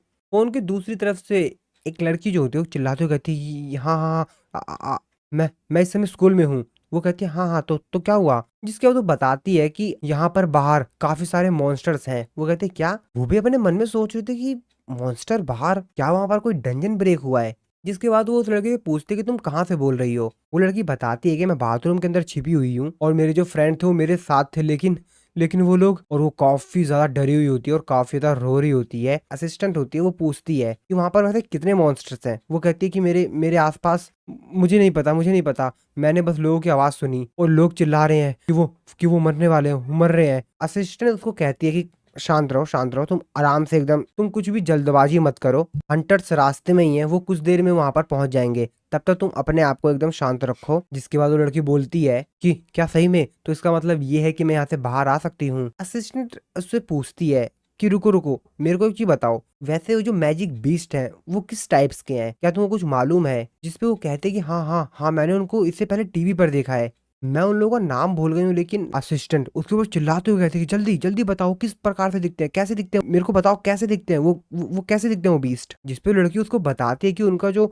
शरीर है वो तो इंसानों की तरह है, लेकिन उनका जो फेस है वो काफी ज्यादा डरावना है, और उनके जो स्किन का कलर है वो ग्रीन है। ये बात सुनने के बाद वो कहते हैं क्या, वो लोग ऑर्क्स हैं? तभी लड़की कहती है हाँ हाँ, याद आ गया, हाँ उन लोगों को ऑर्क्स कहते हैं। हम लोग उस बाथरूम के बाहर उसी ऑर्क को देखते हैं जो कि अपना वीपन लेकर आ गया होता है। उस पूरे वीपन पर पूरी तरीके से ब्लड लगा होता है।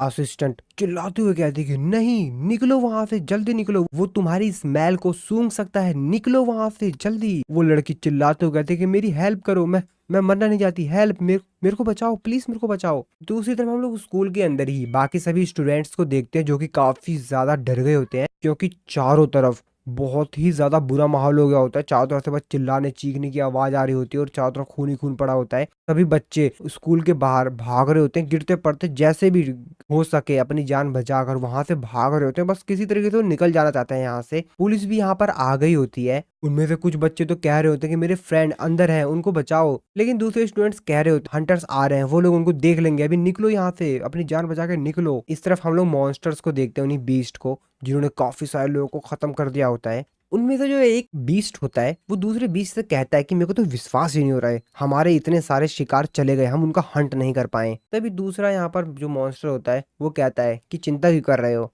अभी यहाँ पर काफी सारे बचे हुए हैं, ऊपर चलते हैं, वो लोग ऊपर हैं दूसरे फ्लोर पर, और उन सभी को खत्म कर देते हैं। जिसके बाद हम लोग ऊपर वाले फ्लोर का सीन देखते हैं, जहाँ पर जो पूरी दीवारें वगैरह होती हैं वो पूरी तरीके से ब्रेक हो गई होती हैं, शीशे उसे पूरी तरीके से खराब हो गए होते हैं, मतलब जो पूरा फ्लोर का जो एरिया होता है वो पूरी तरीके से डिस्ट्रॉय हो गया होता है। और उसी फ्लोर पर हम लोग एक रूम के अंदर काफी सारे स्टूडेंट्स को देखते हैं, जिन्होंने वहां पर जो टेबल वगैरह, चेयर वगैरह, जितने भी बैठने वाले सामान होते हैं, जो कुछ भी पॉसिबल हो सकता था उससे उन्होंने गेट को पूरी तरीके से ब्लॉक कर दिया था, ताकि बाहर से अगर कोई ताकत भी लगाए तो भी वो अंदर ना आ पाए। और उन लोगों से जो भी हो सकता था अपने हाथ में उन्होंने वीपन वगैरह, कुर्सी वगैरह लेकर रख लिया था अपनी सेफ्टी के लिए। बहुत सारे बच्चे होते हैं इसके अंदर और सभी लोग डरे होते हैं काफी ज्यादा। तभी उनमें से जो एक मॉन्स्टर होता है वो वहां पर एंटर करता है और शीशा तोड़ देता है, जिसको देखकर सभी बच्चे काफी ज्यादा डर जाते हैं, काफी ज्यादा तेजी से चिल्लाने लगते हैं। वो लोग मतलब बहुत ज्यादा डर गए होते हैं एक्चुअल में। और वो मॉन्स्टर अंदर आता है, जिसको देखकर शकल पे भाई साहब पूरा ब्लड लगा होता है, और उसकी शकल तो काफी डरावनी होती है।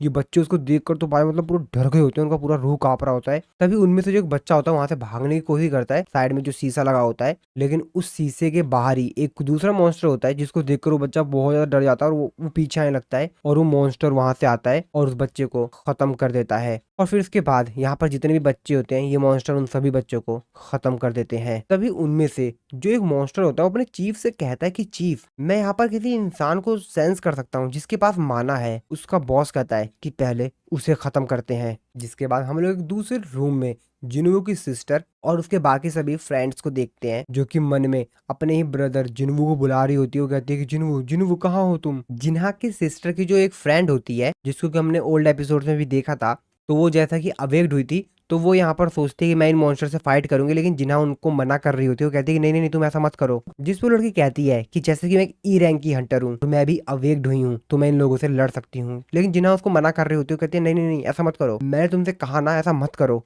तभी उन मॉन्स्टर का जो चीफ होता है वो कहता है कि क्या तुम इसी इंसान की बात कर रहे थे? जिस पे वो कहता है कि नहीं, मैं इसकी बात नहीं कर रहा था, मैंने इससे भी ज्यादा पावरफुल फोर्स को सेंस किया था, उसके बगल में जो खड़ी है उसको। तो एक्चुअल में जिन्हा की बात कर रहा होता है, लेकिन जैसे कि हम लोगों को मालूम ही है कि जिन्हा के अंदर तो कोई पावर वगैरह है ही नहीं, वो तो हंटर है ही नहीं, तो ये किस चीज की बात कर रहा है। तभी वो जो मॉन्स्टर होता है वो चिल्लाते हुए कहता है कि इस लड़की में से वो स्मेल आ रही है, तो इसको मरना होगा, और अपना वीपन लेकर उसके ऊपर काफी तेजी से अटैक करता है उसको खत्म करने के लिए। जिन्हा और उसकी जो फ्रेंड होती है वो काफी ज्यादा डर गई होती है और अपनी आंखें बंद कर लेती हैं, लेकिन तभी वो लोग देखती हैं कि उसके जो अटैक है वो जो मॉन्स्टर ने उसके ऊपर वीपन से किया था वो रुक जाता है। जिन्हा भी काफी ज्यादा हैरान होती है कि आखिरकार उसका अटैक अभी तक लगा क्यों नहीं उसको। तभी वो आंख खोल के देखती है तो एक्चुअल में जो उसका अटैक था उसको किसी ने रोक लिया था। इसको देखकर जिन्हा भी काफी ज्यादा हैरान होती है कि अब ये कौन है। हम लोग को पता चलता है कि एक्चुअल में जो अटैक इस मॉन्स्टर का रोका हुआ होता है वो कोई और नहीं बल्कि जिन्वू ने अपनी सिस्टर के साथ जो उनके शैडो सोल्जर्स रखे हुए थे उसने रोका था। जिन्वू की सिस्टर अपनी आंखें खोलती है क्योंकि काफी देर से उसके ऊपर अटैक हुआ ही नहीं था।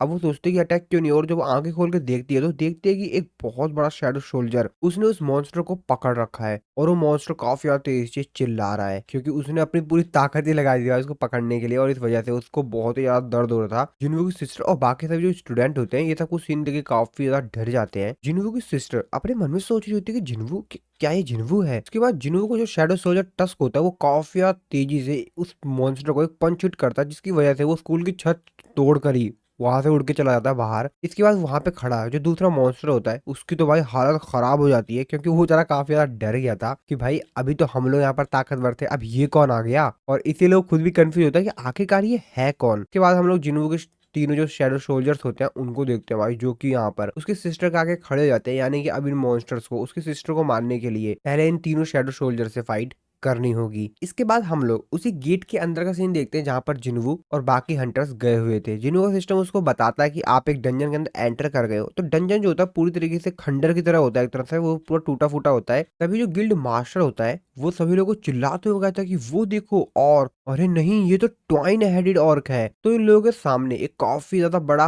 ऑर्क आ गया था जिसके 2 हेड होते हैं और वो बहुत ही ज्यादा पावरफुल, बहुत ही ज्यादा बड़ा लग रहा था, जिसको देखकर ही सभी लोग चिल्लाते हुए कहते हैं कि सभी लोग केयरफुल रहना, सावधान। वो मॉन्स्टर ऑर्क इन लोगों को देखकर काफी ज्यादा तेजी चिल्लाता है इन लोगों की तरफ और अपने वीपन से उन लोगों की तरफ काफी ज्यादा तेजी से अटैक करता है। गिल्ड मास्टर जो होता है वो बाकी सभी लोगों से कह देता है कि सभी लोग तैयार हो जाओ, और वो खुद भी काफी ज्यादा तेजी से उस मॉन्स्टर के ऊपर जो उसने अटैक किया होता है उस अटैक को रोकने के लिए एक बैरियर सा बना लेता है अपनी पावर का इस्तेमाल करके और उस अटैक से बच जाता है। लेकिन ये जो अटैक था वो काफी ज्यादा तेज था। गिल्ड मास्टर को तो कुछ नहीं होता, लेकिन उसके आसपास की जो चीजें होती है ना भाई, उस अटैक के आवाज से ही, उसके कंपन से ही वो भाई साहब डिस्ट्रॉय हो जाती है।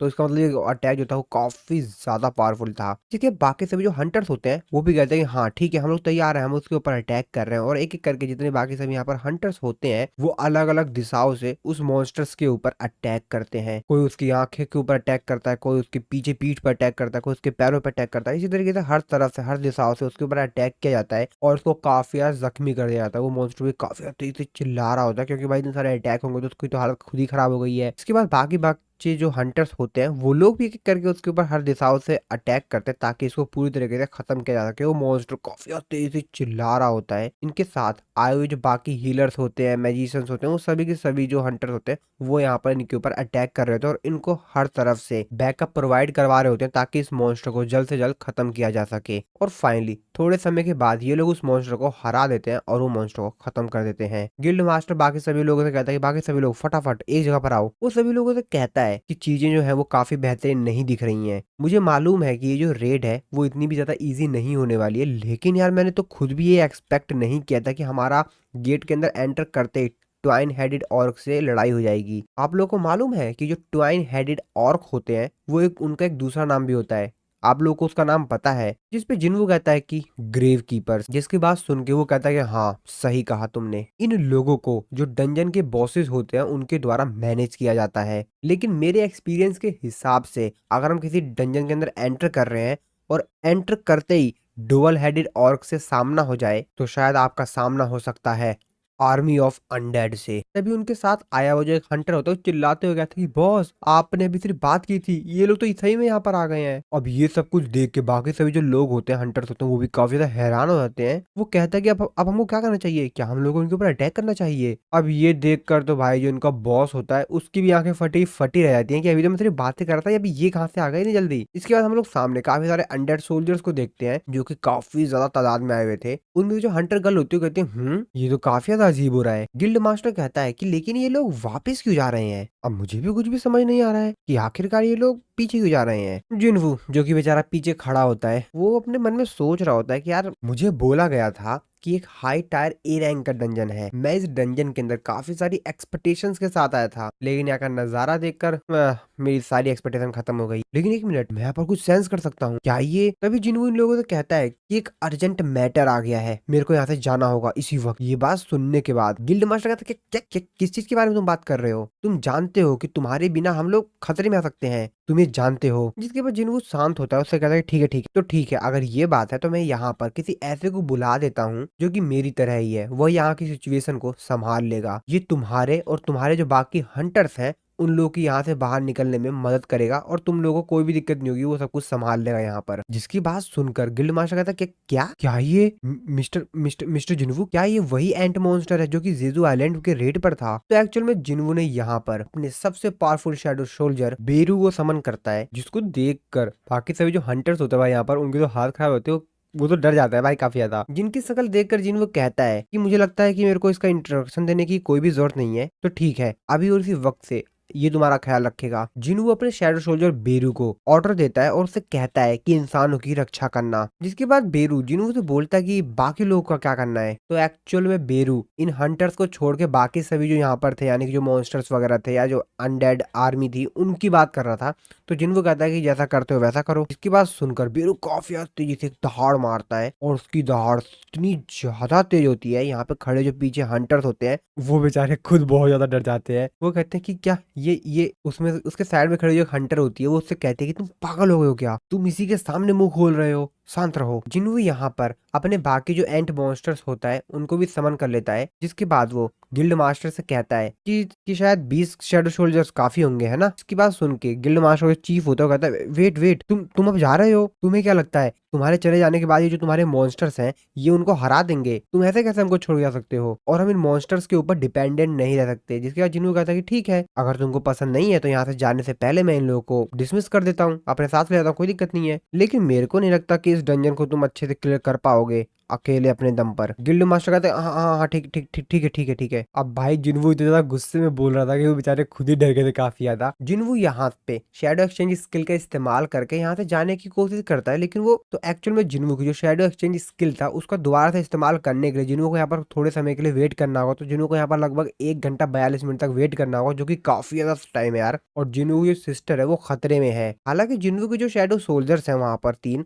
वो उनको संभाल लेंगे, लेकिन बाई चांस अगर उनसे ज्यादा पावरफुल कोई मॉन्स्टर आ गया वहां पर तो नहीं संभाल पाएंगे। उनकी भी एक लिमिट है और अगर उनकी लिमिट से ज्यादा कोई पावरफुल मॉन्स्टर आ गया तो दिक्कत हो सकती है। और इसी बात का जिन्वू को डर था और इसलिए जिन्वू अपनी सिस्टर के पास जल्द से जल्द जाना चाह रहा था। जिन्वू कहता है डैम इट, आखिरकार अभी क्यों और हरदम ये सब कुछ ऐसे समय पे क्यों होता है? जिसके बाद जिन्वू वहां से काफी ज्यादा तेजी से बाहर जाने लगा था डंजन से। तो गिल्ड मास्टर जो होता है वो कहता है कि ये तो सही में हमको छोड़ के चला गया। दूसरा हंटर कहता है कि बॉस वैसे हमको क्या करना चाहिए? गिल्ड मास्टर कहता है कि रुको रुको, शांति रखो, मैं सोचता हूँ यार। जिन्वू काफी ज्यादा तेजी से डंजन से बाहर जा रहा था, तो जिन्वू का प्लान ये था कि वो इस जो गेट है वहां से डायरेक्टली बाहर चला जाएगा। अगर कोई भी मॉन्स्टर या कोई भी उसके रास्ते में आता है तो आज वो निपटेगा। और जिन्वू काफी ज्यादा गुस्से में था और काफी ज्यादा तेजी से वो डंजन से बाहर जाने की ट्राई कर रहा था। जिन्वू अपने मन में सोचते हुए कहता है कि मेरे को काफी ज्यादा तेजी से जिन्हा के जो सोल्जर्स हैं उनकी तरफ से सिग्नल आ रहे हैं, मेरे को जल्द से जल्द जिन्हा के पास जाना होगा। मेरे को काफी ज्यादा बैड फीलिंग आ रही है। जब जिन्वू आगे जा रहा होता तभी वो रास्ते में देखता है कि काफी सारे अनडेड मॉन्स्टर उसके सामने आगे होते हैं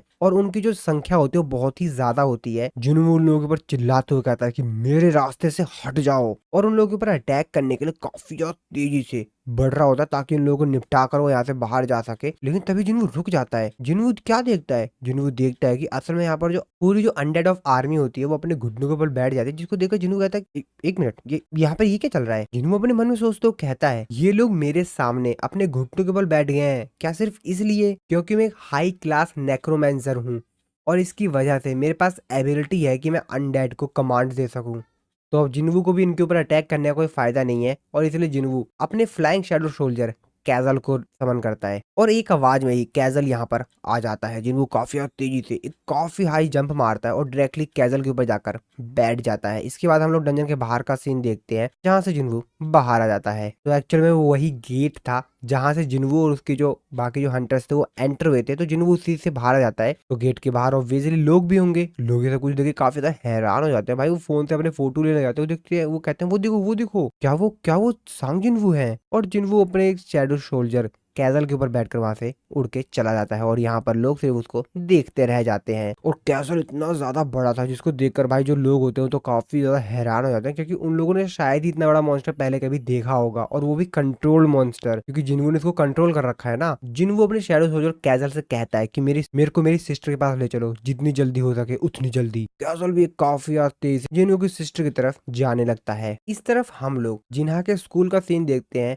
जहाँ पर जिन्हों के जो शैडो सोल्जर्स थे वो उन मॉन्स्टर्स को खत्म कर रहे होते हैं। देखकर बाकी सभी जो बच्चे होते हैं वो बेचारे काफी ज्यादा डर गए होते हैं, क्योंकि वो बेचारे कंफ्यूज हो गए होते हैं कि आखिरकार ये जो मॉन्स्टर्स हैं वो हमको बचा क्यों रहे हैं। और जिन्हों जो शैडो सोल्जर्स होते हैं वो बाकी सभी मॉन्स्टर को काफी अच्छी धुलाई करते हैं और उनको खत्म कर देते हैं। जिन्वू की सिस्टर उस मॉन्स्टर से पूछती है कि क्या जिन्वू यहाँ पर आ गया जिन्वू, और वो जिन्वू चिल्लाते लेकिन वहाँ पे कोई भी नहीं आता है। जिन्हा आगे जाने की कोशिश करती है, लेकिन यहाँ पे जो जिन्वू का शैडो सोल्जर होता है वो उसको रोक देता है उसका रास्ता। वो कहता है कि रुको, उधर देखिए। तो वो गेट की तरफ इशारा करता है और कहता है कि अभी और भी मॉन्स्टर्स हैं। इस एपिसोड की शुरुआत में हम लोग एक दूसरी जगह का सीन देखते हैं जिसमें इन सभी मॉन्स्टर का जो बॉस होता है उसको दिखाया जाता है, और इसके ऊपर जो बैन लगा हुआ था वो पूरी तरीके से अब खत्म हो चुका है। तो ये जो ऑर्क मॉन्स्टर का बॉस है उसका नाम ग्रोक्टर है, जो कि रेड ब्लेड ट्राइब का चीफ है। जिसके बाद ग्रोक्टर बोलता है कि मैं ग्रोक्टर, रेड ब्लेड ट्राइब का चीफ, और मुझे अब कोई भी नहीं रोक सकता। तभी वहां पर उन्हीं हाई ऑर्क जो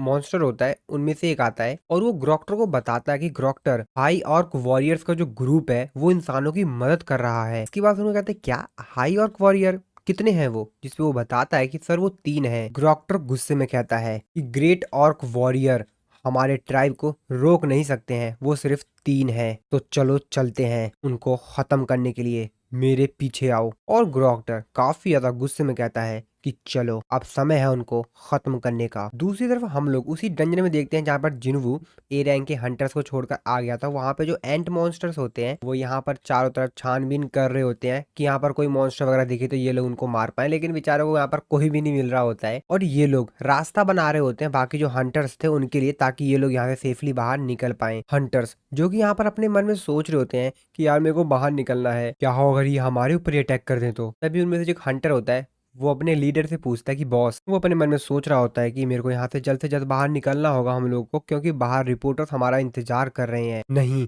मैं इन छोटे मोटे और थोड़े से समन बीच से डर नहीं सकता हूँ, और इनसे डर कर मैं अपने रेड को रोक दूं, ऐसा नहीं हो सकता है, मेरे को ये करना ही होगा। और ऐसा कहने के बाद जैसे वो जो एंड मॉन्स्टर होता है उसके पास जाता है ये बोलने के लिए, वो बेचारा उसकी शक्ल देखकर, उसका शरीर देखकर इतना ज्यादा घबरा जाता है कि उसकी बोलती बंद हो जाती है। वो अपने मन में सोचता है अरे बाप रे, इसने तो मुझे डरा ही दिया। जिसके बाद वो उस मॉन्स्टर से कहता है कि चलते हैं, लेकिन वो जो एंड मॉन्स्टर होता है वो उसको ही देखता रहता है, जिसपे वो कहता है कि पहले आप चलिए ना। लेकिन उस बेचारे को अंदर से इतना ज्यादा डर लग रहा होता है कि वो ज्यादा तेजी से बोल भी नहीं पा रहा होता है। तभी एंट मॉन्स्टर काफी तेजी से वहां से गायब होता है और तुरंत झटके से वहां पर आ जाता है, जिसको देखकर जो लीडर होता है वो काफी ज्यादा डर जाता है। वो बेचारा कहता है ये क्या कर रहे हो तुम, जिसपे उसको कोई भी रिप्लाई नहीं देता है और वहां से जाने लगता है। और अब उसका ये रूप देखकर बेचारा वो तो और भी ज्यादा डर जाता है। बाकी हंटर्स उसके लीडर के पास आते हैं, उससे बोलते हैं बॉस बॉस आप ठीक तो है ना। दूसरा हंटर बोलता है कि बॉस क्या आप सही में इन लोग को चाहते हैं कि हमको लीड करें, जिस पे उनका बॉस कहता है कि हाँ मैं ठीक हूँ, ठीक है। उसके बाद यहाँ पर बाकी सभी जो हंटर्स होते हैं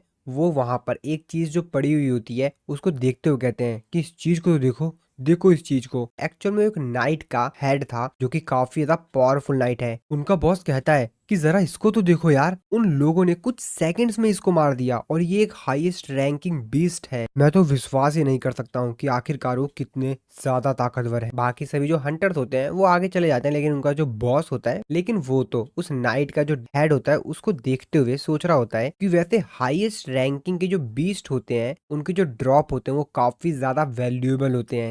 ये तो काफी ज्यादा महंगा होगा, है ना। क्या मेरे को अभी भी यहाँ पर इंतजार करना चाहिए, यहाँ से चला जाना चाहिए। तभी उनमें से जो बाकी हंटर्स जा रहे होते हैं उनमें से एक हंटर कहता है कि बॉस चलिए बाहर चलते हैं। जिस पे उसका बॉस कहता है ठीक है। और इस तरफ हम लोग जिन्हों की सिस्टर के स्कूल में देखते हैं, जहाँ पर जो जिन्हों के शैडो सोल्जर्स थे उन लोगों ने यहाँ पर बाकी मॉन्स्टर्स को तो मार दिया था, लेकिन ग्रोटर यहाँ पर आता है और उसको चैलेंज करता है और अपनी स्वॉर्ड उनकी तरफ देखते हुए कहता है कि आओ लड़ो मेरे से। बाकी सभी जो मॉन्स्टर्स बचे हुए होते हैं वो ग्रोटर यानी अपने बॉस को काफी ज्यादा उत्साह दे रहे होते हैं, कहते हैं ग्रोटर ग्रोटर ग्रोटर, फुल भाई जोश दे रहे होते हैं उस बेचारे को। अभी पता नहीं है भाई पिटने वाला ये, चढ़ा लो भाई तुम सर पे चढ़ा लो इसको अब। जिसके बाद ग्रोटर जिनको को जो शैडो सोल्जर टस्क होता है उससे कहता है कि जो ऑर्क के शरीर पर जो टैटूज होते हैं वो सिंबलाइज करते हैं, वो ये दर्शाते हैं कि उस ऑर्क ने कितनी ज्यादा बैटलें जीती हैं, और इससे ये प्रूव होता है कि आखिरकार कितने सारे वॉरियर्स को किल किया गया है और कितना ज्यादा ताकतवर है वो ऑर्क। और तुम लोगों के शरीर को देखकर लगता है कि तुमने कुछ को तो मारा ही है, तो चलो ठीक है, तुम अपना जितना बेस्ट कर सकते हो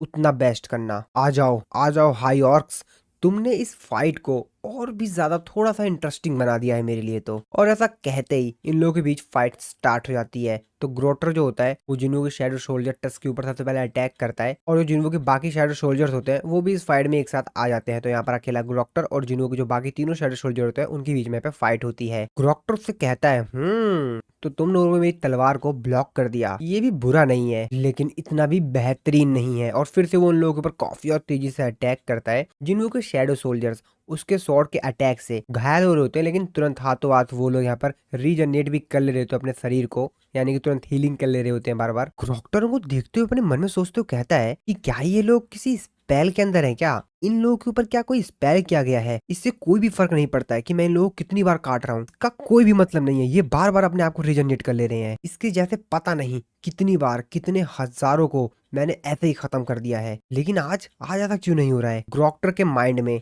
एक आवाज गूंज रही होती है कि इंसानों को खत्म कर दो, इंसानों को खत्म कर दो। उसके दिमाग में ये बार बार बातें घूम रही होती है और उसका शरीर अब दर्द कर रहा होता है। ग्रोक्टर अपने मन में कह रहा होता है कि ये बहुत हो गया, ठीक है अब मेरे को ये फाइट खत्म करनी पड़ेगी जल्द से जल्द। और अगर ये लोग किसी स्पेल के द्वारा कंट्रोल किए जा रहे हैं, इनके ऊपर किसी प्रकार का मैजिक किया गया है, तो सबसे पहले मेरे को सॉर्सर को खत्म करना पड़ेगा जो कि इसके ऊपर स्पेल कर रखा है। क्या ये वही लड़की है? तो एक्चुअली वो जिन्हों की सिस्टर होता है, उसको लगता है कि जिन्हों की सिस्टर ने सब कुछ किया हुआ है, तो उसको देखते हुए कहता है कि क्या ये वही है? ये लड़की बचेगी नहीं। और अपने बाकी साथियों से कहता है कि उस लड़की को पकड़ो। उसके जो बाकी साथी होते हैं वो जिन्हों के जो शैडो सोल्जर्स होते हैं उनके ऊपर एक साथ अटैक कर देते हैं। ग्रोक्टर उन लोगों को बताता है कि हाई ऑर्क्स पावरलेस हो जाते हैं जब वो अपने आप को रीजनरेट करते हैं, यानी कि हाई ऑक्स जब अपने आप को रीजनरेट कर रहे होते हैं, हीलिंग कर रहे होते हैं अपने आप को, तो वो लोग उस टाइम पर, उस पर्टिकुलर टाइम पर वो लोग पावरलेस होते हैं और उसी समय हमारे पास मौका है कि हम उसके ऊपर अटैक करें। और वो लोग ऐसा ही करते हैं, वो लगातार जैसे अपने आप को रीजनरेट कर रहे होते हैं उनके ऊपर काफी तेजी से, बहुत तेजी, ज्यादा स्पीड से उनके ऊपर बार बार अटैक कर रहे होते हैं, जिसकी वजह से जिन्हों के शैडो सोल्जर्स चाह कर भी कुछ नहीं कर पा रहे होते हैं और उनको ब्लॉक कर लिया जाता है। लेकिन टस्क जो कि भाई बहुत ज्यादा ताकतवर है, उनको यार इन्होंने हल्के में ले लिया। तो टस्क जो बाकी मॉन्स्टर होते हैं उन लोग की भाई काफी अच्छे से पिटाई करता है। लेकिन हाँ, उन मॉन्स्टर को ये बात भी पता लग गई थी कि इसको किस तरीके से हराना है, तो वो भी ये लोग अपने स्वॉर्ड से उसके ऊपर अटैक कर रहे होते हैं। और इस चीज का फायदा उठाकर जो ग्रोक्टर होता है डायरेक्टली जाकर जिन्हों की सिस्टर को पकड़ लेता है और उससे कहता है कि अच्छा तो वो तुम थी। वो जिन्हों की सिस्टर को देखते हुए कहता है कि मैं क्लियरली सेंस कर सकता हूँ कि तुम्हारे पास मैजिकल पावर्स है, तो अब तो मरो। और उसकी सिस्टर को मुंह दबाकर उसको खत्म ही करने वाला होता है। उसकी सिस्टर की भी काफी ज्यादा हालत खराब हो गई होती है, लेकिन तभी हम लोग दूर से आते हुए देखते हैं जिन्वू को। और जिन्वू भी काफी दूर है, लेकिन फिर भी ग्रोक्टर को एहसास हो जाता है कि कोई चीज बहुत ज्यादा पावरफुल उसके करीब आ रही है। उसके पूरे हाथ कांप रहे होते हैं और जैसे जैसे जिन्वू एकदम करीब आ रहा होता है उसके हाथ बहुत ज्यादा तेजी से कांप रहे होते हैं। उसको काफी ज्यादा डर लग रहा होता है और डर के मारे जिन्वू की सिस्टर को वो छोड़ता है। जिन्वू की सिस्टर नीचे जाके गिरती है और जिन्वू एकदम काफी ज्यादा क्लोज हो जाता है। जिन्हों की सिस्टर की जो फ्रेंड होती है उसके पास आती है और उसको संभालती है। और ग्रोक्टर जो कि काफी ज्यादा डर गया होता है, उसकी तो हालत खराब हो गई थी, वो कहता है कि कुछ कोई ऐसी चीज है जो कि मेरा सर वो मेरी तरफ ही आ रही है, बहुत ही ज्यादा डरावनी चीज। और जिन्वू एकदम क्लोज आ गया होता है। ग्रोक्टर अपने बाकी सभी साथियों को चिल्लाते हुए कहता है कि पीछे हटो सभी के सभी। लेकिन तब तक काफी ज्यादा देर हो गई होती है। जिन्वू वहां पर एंट्री लेता है, भाई इतनी तगड़ी एंट्री लेता है कि बेचारा यहाँ पर, अब जिन्वू क्या एंट्री लेता है यार, जिन्वू जिस शैडो सोल्जर के ऊपर बैठ के आ रहा है ना, वही भाई इतना ज्यादा बड़ा है कि यहाँ पर चारों तरफ भाई धूल ही धूल हो जाती है। ये तीनों मॉन्स्टर तो साइड में गिरते हैं, लेकिन जो ग्रोक्टर होता है वो थोड़ा सा ज्यादा दूर जाके गिरता है। चारों तरफ धूल हो गई होती है, सभी बच्चे खांस रहे होते हैं। जिन्हों की सिस्टर जो होती है वो भी यहाँ पर खांस रही होती है। और तभी जिन्हों वो अपनी सिस्टर के पास आता है, उसके सर पे हाथ रखता है और अपनी सिस्टर से कहता है कि तुम अब सेफ हो। ग्रोक्टर के जो बाकी मॉन्स्टर साथी होते हैं भाई उनकी तो हालत मतलब खराब ही कर दी होती है जिन्होंने, लेकिन जो ग्रोक्टर होता है वो उस अटैक से बच गया होता है, वो थोड़ा सा पीछे आ गया होता है। और जैसे भाई धूल सामने से हटती है, ग्रोक्टर सामने का नजारा देखकर काफी ज्यादा डर जाता है, क्योंकि जिन्नू को जो शैडो सोल्जर था भाई यहाँ पर, तो सामने होता है जिन्नू का शैडो सोल्जर काइजर भाई, जो कि बहुत ही ज्यादा बड़ा होता है। इसको देखकर भाई ग्रोक्टर की तो वैसे ही हालत खराब हो जाती है, और दूसरी तरफ वो जिन्वू को देखकर उसकी तो और भी ज्यादा हालत खराब हो जाती है भाई। जिन्वू भाई यहाँ पर फुल गुस्से में होता है। जिन्वू ग्रोक्टर डरते हुए जिन्वू को अपना इंट्रोडक्शन दे रहा होता है कि मैं ग्रोक्टर, चीफ ऑफ रेड ब्लेड। इसके आगे कुछ बोल पाता, तभी जिन्वू से कहता है कि तुम अपना मुंह बंद रखो और वहीं पर मेरा वेट करो। जिन्वू भाई फुल गुस्से में उसकी तरफ देख रहा होता है। तो ग्रोक्टर भी क्या करता है, वहीं पर ही शांत खड़ा रहता है। तो एक्चुअल में ग्रोक्टर भी भाई डर ही रहा होता है, उसकी भी हालत खराब होती है कि यार ये कहाँ से आ गया बंदा। अब जिन्हू अपनी सिस्टर से कहता है कि तुम अब सेफ हो। जिन्हू की सिस्टर जिन्हू को देखकर काफी ज्यादा रो रही होती है। जिन्हू से कहता है कि सॉरी मैं थोड़ा सा लेट हो गया। जिन्हू बाकी सभी स्टूडेंट से पूछता है कि सभी लोग ठीक हो तो हो ना। बाकी सभी स्टूडेंट्स कहते हैं कि हाँ हम ठीक हैं। जिन्हू की सिस्टर की जो फ्रेंड होती है उससे पूछता है कि सॉन्ग तुम ठीक तो हो ना, जिसपे वो भी कहते हैं कि हाँ मैं भी ठीक हूँ। जिन्हू अपने शैडो सोल्जर इग्रीज से कहता है कि जिन्हा और बाकी सभी लोगों का तुम ध्यान रखो, इसको मैं हैंडल करता हूँ। जिन्हों बाकी सभी स्टूडेंट्स से कहता है कि बाकी सभी स्टूडेंट्स नीचे जाकर आराम से स्कूल से बाहर चले जाइए। ग्रोक्टर जो कि भाई डर रहा होता है, लेकिन अब क्या ही कर सकता है भाई, बॉस है वो भी, तो वो थोड़ा सा हिलता ही है। तभी जिन्हू से कहता है कि मैं तुमसे बोला था ना कि हिलना मत। जिसके बाद बाकी सभी जो बच्चे होते हैं वो जिन्हू के शैडो सोल्जर कैजल की मदद से नीचे उतर जाते हैं। ग्रोक्टर जिन्हू से कहता है कि मैंने देखा कि वो जो इमोर्टल हाई ऑर्क्स थे वो तुम्हारे सोल्जर हैं। तुम कौन हो और तुम हमारी लैंग्वेज कैसे जानते हो। लेकिन जिन्वू उसकी बात का कोई भी रिप्लाई नहीं दे रहा होता है और उसकी तरफ गुस्से से देख रहा होता है। ग्रोक्टर जो कि समझ गया होता है और वो अपने मन में सोचते हुए कहता है कि ऐसा लग रहा है कि इसका आंसर देने का कोई भी इरादा नहीं है। जिसके बाद वो अपने बाकी सभी साथियों से कहता है कि इसके ऊपर हमला करो। तो सबसे पहला जो ऑर्क मॉन्स्टर होता है वो जिन्वू के ऊपर अटैक करता है और उसके पीछे दो और आ रहे होते हैं। तो जिन्वू सबसे पहले उसका हाथ पकड़ता है, जिस हाथ से उसने वीपन पकड़ा होता है, और उसके हाथ को भाई अपने ताकत लगा के इतनी तेजी से मरोड़ता है कि उसकी भाई हालत खराब हो जाती है उस औरत की। तो वो चिल्लाते हुए कहता है कि मम्मी मेरी तो हालत खराब कर दी इसने। लेकिन जिन्वू कहाँ उसकी भाई कोई बात सुनने वाला था। जितनी देर चिल्ला ले, पटक के जिन्वू उसको जमीन पे मारता है और उस बेचारे के ऊपर एक ऐश के भाई लात मारता है और उसकी तो वहीं पर ही एंड हो जाता है। बाकी बच्चे जो दो मॉन्स्टर होते हैं भाई वो एक साथ जिन्वू के ऊपर अटैक करते हैं, लेकिन जिन्वू यहाँ पर अपने एक किल जो कि था कमांडर टच को एक्टिवेट करता है और अपने हाथ से दूर से उन दोनों को पिचका देता है और उन बेचारों की इतनी गंदी वाली चीख निकलती है, लेकिन क्या ही करे, और जिन्वू उन दोनों को भी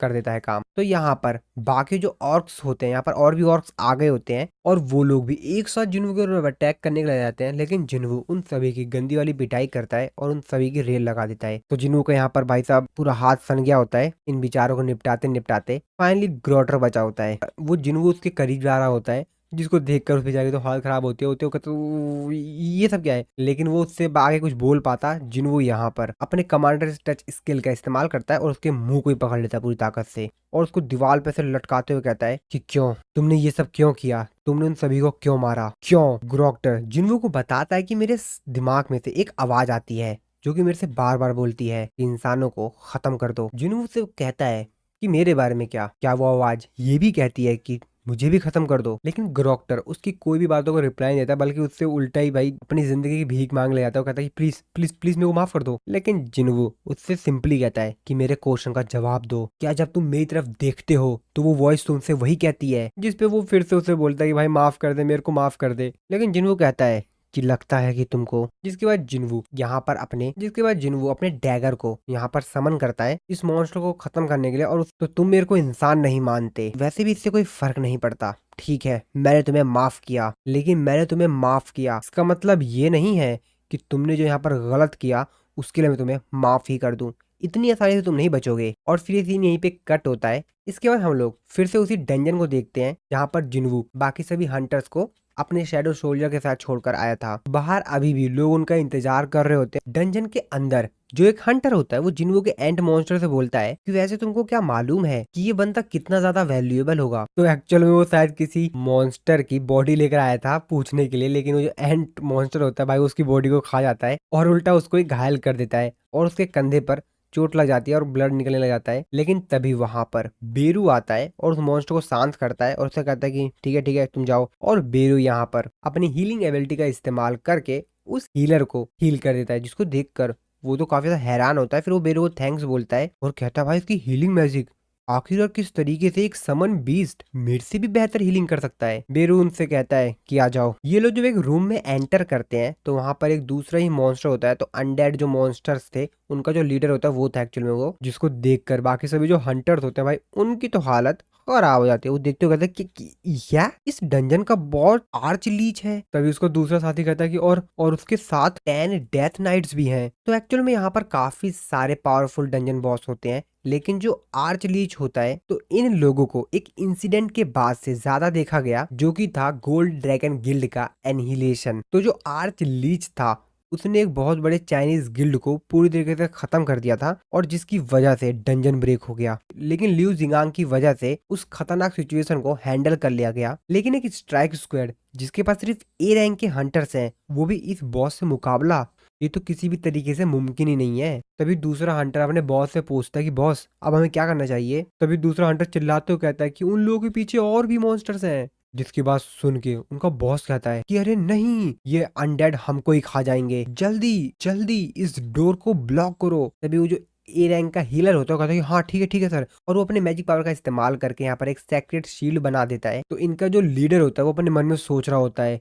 कि हम लोगों के पास कोई भी ऑप्शन नहीं है, और मुझे नहीं लगता कि हम लोग यहाँ से जिंदा भी वापस जा पाएंगे बिना जिन्वू के। तभी वो हंटर जो कि अपनी मैजिकल पावर का इस्तेमाल करके वहाँ पे एक शील्ड बनाया था, वो कहता है कि बॉस जिस तेजी से ये लोग इसके ऊपर अटैक कर रहे हैं, मेरे को नहीं लगता कि हम लोग 5 मिनट से ज्यादा टिक पाएंगे। लेकिन तभी वहां पर एंट्री होती है बेरू की। बेरू को देखते ही वो जो अनडेड मॉन्स्टर का जो बॉस होता है वो कहता है कि तू बास्टर्ड, तो तुम ही हो आर्मी ऑफ शेडो। लेकिन किंग की पर्सनल आर्मी यहाँ पर अटैक करने के लिए क्यों आई है? जिसपे बेरू उसकी तरफ उंगली करते हुए कहता है कि हमको किंग के द्वारा चुना गया है और तुमको नहीं। जिसपे अनडेड मॉन्स्टर का जो बॉस होता है कहता है कि नामुमकिन, इम्पॉसिबल, मैं किंग से खुद बात करूंगा। लेकिन बेरू उसके करीब आता है और उसको एक पंच हिट करता है और उससे कहता है तुम ऐसे किसी से बहुत कुछ कहना चाह रहे हो जो कि मरने वाला है। एक ही पंच हिट करता है और वो पंच इतना ज्यादा तेज होता है कि वो पूरी तरीके से डिस्ट्रॉय हो जाता है। साथ ही में उसके आसपास जितने भी अनडेड आर्मी के सोल्जर्स होते हैं वो सभी लोग भी खत्म हो जाते हैं। अब ये चीज देखकर बाकी सभी जो हंटर्स होते हैं वो तो काफी ज्यादा हैरान होते हैं कि इसने आर्च लीच को सिर्फ एक ही पंच में खत्म कर दिया, साथ में इसके जो आर्मी थी उसको भी। जिसके बाद बेरू काफी ज्यादा तेजी से चिल्लाता है क्योंकि उसने उसको हरा दिया है तो भाई उसका जश्न भी मनाएगा, तो इसीलिए काफी ज्यादा तेजी से चिल्लाता है। जिसको देखकर हंटर का लीडर जो होता है वो कहता है मैं जानता था कि ये स्ट्रांग है, लेकिन ये इतना स्ट्रांग होगा ये मुझे भी नहीं मालूम था। और अगर जिन्वू के पास ऐसे सोल्जर्स हैं तो जिन्वू को तो गेट के अंदर एक स्टेप रखने की भी जरूरत नहीं है, वो तो बिना कदम रखे ही पूरे गेट को क्लियर कर सकता है। उसको बस अपने जो ये सोल्जर्स हैं इनको भेजना है और पूरा डंजन क्लियर हो जाएगा। वो अपने मन में सोचते हो कहता है, लेकिन हाँ जिन्वू अपने सारे के सारे जो समन बिस्ट है उनको एक बार में कमांड नहीं कर सकता क्योंकि इसमें उसकी माना काफी ज्यादा तेजी से घटती होगी। लेकिन फिर भी दूर से जज करना कि कितना ज्यादा स्ट्रांग है ये तो मैं बिल्कुल ही सोचने वाला हूँ। अब अगर जिन्वू अपने आर्मी के सिर्फ आधे हिस्से को भी बुलाए तब भी जिन्वू की जो वो आर्मी होगी वो बाकी जो मेजर गिल्ड है उससे बहुत ही ज्यादा पावरफुल होगी। अब मुझे एग्जैक्टली नहीं मालूम कि आखिरकार वो कितना ज्यादा ताकतवर है। तभी उन्हीं हंटर्स में से जो एक हंटर होता है वो कहता है कि बॉस हमको इस समय को गंवाना नहीं चाहिए, हमको जिन्वू के गिल्ड को एक्वायर कर लेना चाहिए। जिसकी बात सुन के उसका लीडर कहता है कि एक्वायर, क्या बकवास कर रहे हो, हमको इसको अलायंस करना चाहिए, उसके साथ हमको गठबंधन बनाना है। जिसपे वो हंटर कहता है क्या सीरियस बॉस, मैं तो सिर्फ जोक कर रहा था क्योंकि जो नजारा मैंने आज देखा मुझे नहीं लगता कि उसको हमारे मदद की जरूरत भी होगी। जिसपे उसका बॉस कहता है कि तुम्हें मालूम है कि डंजन के अंदर एंटर करने के लिए कुछ रूल्स भी होते हैं और सिर्फ सांग जिन वू के लिए रूल्स को ब्रेक तो नहीं किया सकता ना।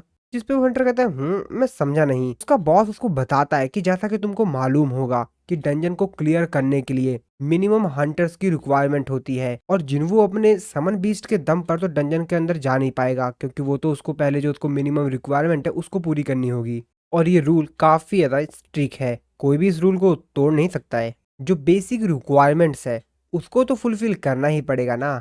जिसपे वो हंटर कहता हो मैं समझ गया बॉस, वो इतना ताकतवर होगा कि वो डंजन को अकेला ही अपने दम पर क्लियर कर सके, लेकिन उसको अंदर जाने के लिए, लेकिन उसको डंजन के अंदर एंटर करने के लिए मिनिमम हंटर्स की रिक्वायरमेंट्स तो होगी ही। ये तो हमारे लिए विन विन सिचुएशन हो गई ना। लेकिन फिर भी हमको उसको मनाना तो पड़ेगा ही ना। दूसरी तरफ हम लोग जिन्हों की सिस्टर का जो स्कूल होता है जहाँ पर सारा कारनामा हुआ होता है वहाँ का सिचुएशन दिखाई जाती है, जहाँ पर उनके जो पेरेंट्स होते हैं बच्चों के वहाँ पर आ जाते हैं। न्यूज रिपोर्टर्स, हंटर गिल्ड्स के जो बाकी हंटर्स होते हैं और भी सभी लोग वहाँ पर आ जाते हैं और यहाँ पे काफी सारे स्टूडेंट्स मर गए होते हैं। सभी पेरेंट्स अपने बच्चों को इस तरीके से मरा हुआ देखकर काफी ज्यादा रो रहे होते हैं। हालांकि यहाँ पर काफी सारे बच्चे बच गए होते हैं, लेकिन जिन्हों के आने से पहले काफी सारे बच्चों की यहाँ पर। इसके बाद हम लोग कुछ देर बाद का समय देखते हैं। मिस्टर गो और जिन्वू कार में बैठ के अब वहां से वापस जा रहे होते हैं। मिस्टर गो जिन्वू को बताते हैं कि 213 बच्चे जो कि तुरंत ही वहां से निकल गए थे वो सभी सेफ हैं, और जो 10 बच्चे बाकी बिल्डिंग में बचे हुए थे हमने उनको भी रेस्क्यू कर लिया है। लेकिन वो सभी बच्चे जो वहां से भागने में कामयाब नहीं हो पाए थे वो सभी लोग अपनी जान गंवा बैठे हैं, और शायद हमको ऐसी और भी दुर्घटनाएं देखने के मिले। जिसके बाद जिन्हों को अपना फोन देते हैं, जिन्हों भी काफी ज्यादा हैरानी से देखता है। जिसके बाद जिन्हों उनके फोन में एक ग्राफ देखता है। मिस्टर को उसको बताते हैं कि जो ग्राफ है इसमें ग्राफ को तुम ध्यान से देखो, ग्राफ शो कर रहा है कि किस तरीके से लास्ट 6 महीने के अंदर हमारी सिटी में काफी ज्यादा तेजी से नए नए गेट ओपन हो रहे हैं। और ये जो ग्राफ है तो सिर्फ हमारी सिटी का है, और पूरी दुनिया में कुछ ऐसा ही हाल है। बाकी कंट्रीज भी कुछ इसी तरीके की प्रॉब्लम को फेस कर रही हैं। उनके यहाँ भी काफी ज्यादा तेजी से जो गेट की संख्या है वो बढ़ रही है, नए नए गेट्स ओपन हो रहे हैं। लेकिन हाँ, सिर्फ यही नहीं है जो कि बिल्कुल ही अजीब हो रहा है। एक और चीज है, जिस तरीके से गेट्स के जो नंबर्स हैं वो काफी ज्यादा तेजी से बढ़ रहे हैं, और उसी की दूसरी तरफ जो अवेक्ड हंटर्स हैं वो भी हमको काफी सारे देखने के लिए मिल रहे हैं। काफी सारे लोग इवैल्यूएशन करवा रहे हैं और उसके बाद वो लोग अवेक्ड हो रहे हैं। दूसरी सरल भाषा में कहा जाए तो जिस तरीके से नंबर ऑफ गेट्स काफी ज्यादा तेजी से बढ़ रहे हैं, उसी तरीके से हंटर्स की जो संख्याएं हैं वो भी काफी ज्यादा तेजी से बढ़ रही हैं। जिन्हों में अपने मन में सोच रहा होता है कि ये तो बहुत ज्यादा बेकार सिचुएशन होती जा रही है। जिसके बाद जिन्हों मिस्टर गो से पूछता है कि सर वैसे वैसे आज आपने मेरे को क्यों बुलाया है। जिसके बाद मिस्टर गो उसको बताते हैं कि काफी सारे लोग जापान, यूनाइटेड स्टेट, चाइना, रसिया, फ्रांस और काफी सारे अदर कंट्रीज से वो तुमसे मिलना चाहते हैं मिस्टर जिन्वू, और वो उसको एक डॉक्यूमेंट देते हैं और उसको बताते हैं ये सभी के सभी डॉक्यूमेंट्स हैं जिसके अंदर ऑफिशियल रिक्वेस्ट है। मिस्टर गो आगे बोलते हैं कि मैं इतना तो पक्का हूँ कि तुमको जरूर कुछ लोगों ने अनऑफिशियल तरीके से तुमसे कांटेक्ट करने की कोशिश की होगी। जिनको को भी याद आ जाता है कि हाँ भाई सीन तो हुआ था। और अगर मैं एकदम सच बताऊं तो हंटर एसोसिएशन के पास भी इतनी पावर्स नहीं है कि वो उनको रोक सके। हम सिर्फ तुम्हारी जो पर्सनल इंफॉर्मेशन है उसको प्रोटेक्ट कर सकते हैं अगर तुम रिक्वेस्ट करो तो, और तुम उनसे मिलना चाहो या ना मिलना चाहो ये तो सिर्फ तुम्हारे ऊपर है। और अगर तुम कोरिया को लीव करना चाहते हो, छोड़ना चाहते हो, तो मुझे डर है कि शायद हमारी जो कंट्री है वो तुम्हारे इस तरीके से चले जाने से यहाँ से जो यहाँ पे दुर्घटनाएं हो रही हैं शायद उसको अच्छे से अडेप्ट ना कर पाए। जिसके बाद वो जिन्वू को एक हॉस्पिटल के आगे छोड़ देते हैं और मिस्टर को उसको बताते हैं कि ये वही हॉस्पिटल है जहाँ पे तुम्हारी सिस्टर को लाकर एडमिट किया गया है। जब जिन्वू वहां से जा रहा होता है तो मिस्टर को उससे बोलते हैं कि मिस्टर जिन्वू कि मेरे पास जितनी पावर है उसके हिसाब से जो कुछ भी हो सकता है, जितने भी रिसोर्सेज हो सकते हैं मैं वो आपको प्रोवाइड करवा दूंगा, लेकिन प्लीज आप यहीं पे रहिएगा। हमारी कंट्री के पास 10 ऑफिशियल एस रैंक के हंटर्स थे आपको मिलाकर, उनमें से 3 को हमने खो दिया है, 2 बीस्ट के हाथों मारे गए और 1 ने यूनाइटेड स्टेट चला गया। और हंटर एसोसिएशन इस मैटर को इग्नोर नहीं कर सकता। हम अपनी पूरी कोशिश कर रहे हैं कि ऐसा ना हो, तो प्लीज मिस्टर जिन्वू आप हमको बताइएगा अगर आपको कोई भी प्रॉब्लम हो तो। जिन्वू थोड़ा सोचता है, फिर वो रिप्लाई देता है और कहता है कि अगर ऐसी बात है तो मैं चाहूंगा कि मैं हाई रैंक के जो गेट्स हैं उसके अंदर अकेला जाऊं, तो क्या आप मेरे लिए ऐसा कर सकते हैं। मिस्टर को उससे कहते हैं क्या तुम मेरे से ये कहना चाहते हो कि जो मिनिमम कैपेसिटी रिक्वायरमेंट है। जिन्वू कहता है कि हाँ। मिस्टर को उसको बताते हैं कि जो लॉ बनाया गया है वो हंटर्स की सेफ्टी के लिए बनाया गया है, और ये हमको जो खतरनाक चीजें डंजन में से आती हैं या डंजन के अंदर जब कोई जाता है तो काफी ज्यादा बड़ी दुर्घटना ना हो जाए उससे बचाती है। इससे हंटर्स की जो जान है वो भी बचती है। तभी मिस्टर को कहते हैं एक मिनट एक मिनट, तो इसका मतलब इसीलिए तुमने अपना खुद का गिल्ड बनाया। जिन्वू कहता है कि बिल्कुल।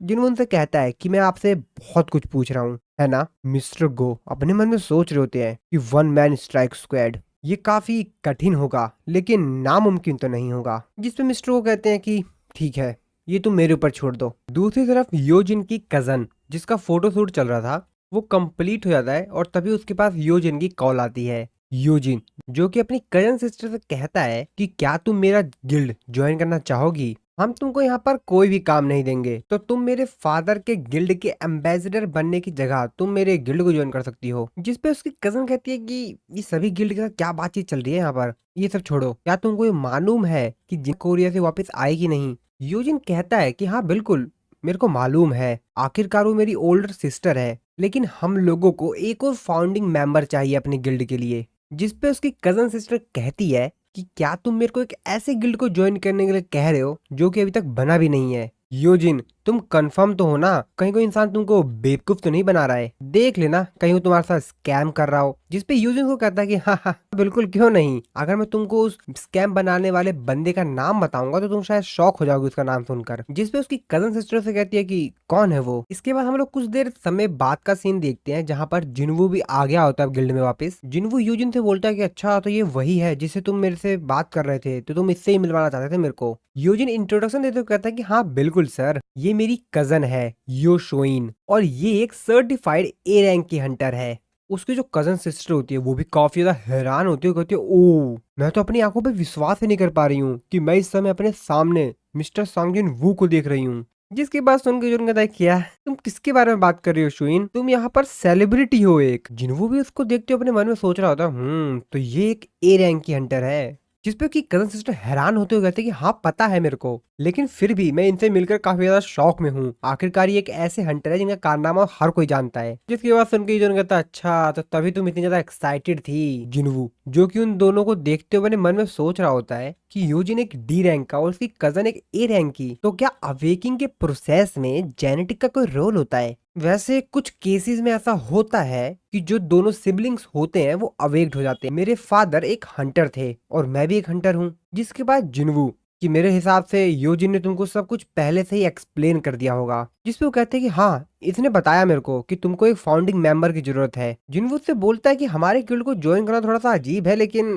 तुम समझ गए ना क्या करना है तुमको। जिसपे वो कहते हैं कि हाँ कुछ भी चलेगा, यो जिन सुंग के साथ काम करने से तो बेहतर ही है। जिसपे जिनवू कहता है योजिन सुंग अब ये कौन है? योजिन जिनवू के पास आता है, उसके कान में बताता है कि एक्चुअल में ये मेरा ओल्डर ब्रदर है सर। तभी शोयून जिनवू से बोलती है कि क्या वैसे मैं एक सेल्फी ले सकती हूँ आपके साथ ताकि मैं सोशल मीडिया पे इसको पोस्ट कर सकूं, अगर आपको कोई दिक्कत ना हो तो। दूसरी तरफ हम लोग हंटर एसोसिएशन में एक मीटिंग को देखते हैं। वो मिस्टर गो के ऊपर चिल्ला रहा होता है, उनको कह रहा होता है तुम पागल हो गए हो क्या? तुम चाहते हो कि हम समन बीस्ट को एक स्ट्राइक स्क्वाड के मेंबर की तरह मान लें? ये बिल्कुल बेकार की बात है और इसमें कोई भी सेंस नहीं है। हम इस बात को सिर्फ इसलिए माने क्योंकि सांग जिनवू ने अपने खुद की एक गिल्ड बना ली है, और अगर ये एक प्रेफरेंशियल ट्रीटमेंट नहीं है तो मुझे नहीं मालूम। हंटर एसोसिएशन इसलिए एग्जिस्ट करता है क्योंकि वो सभी हंटर्स की भलाई चाहता है, ना कि सिर्फ सांग जिनवू की। तो प्लीज आप मुझे खुद ही समझाइए कि क्या है ये सब। जिसपे मिस्टर गोन से कहते हैं कि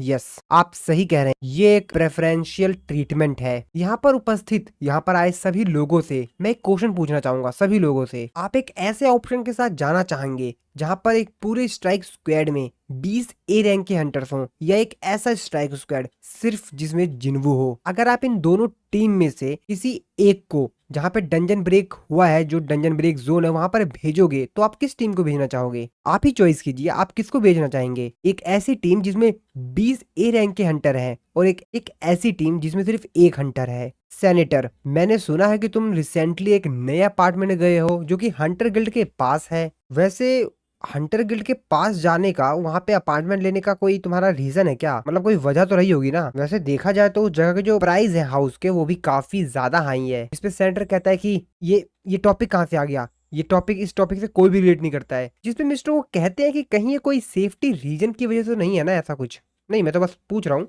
जिसपे मिस्टर को कहते हैं कि यही सेम चीज इस कंट्री के जितने भी लोग हैं उन सब पे भी लागू होता है सेनेटर। हर कोई जिसके पास पैसे हैं वो किसी ऐसी जगह पे जाना चाहता है जहाँ पर वो सेफ रहे। इस दुनिया में जितने भी गिल्ड हैं वो सभी के सभी मिस्टर सांग जिनवू को चाहते हैं। वो चाहते हैं कि मिस्टर जिनवू उनका गिल्ड ज्वाइन कर ले। तो क्या तुमको सही में लगता है कि जिनवू यहाँ पर कोरिया में रुकेगा?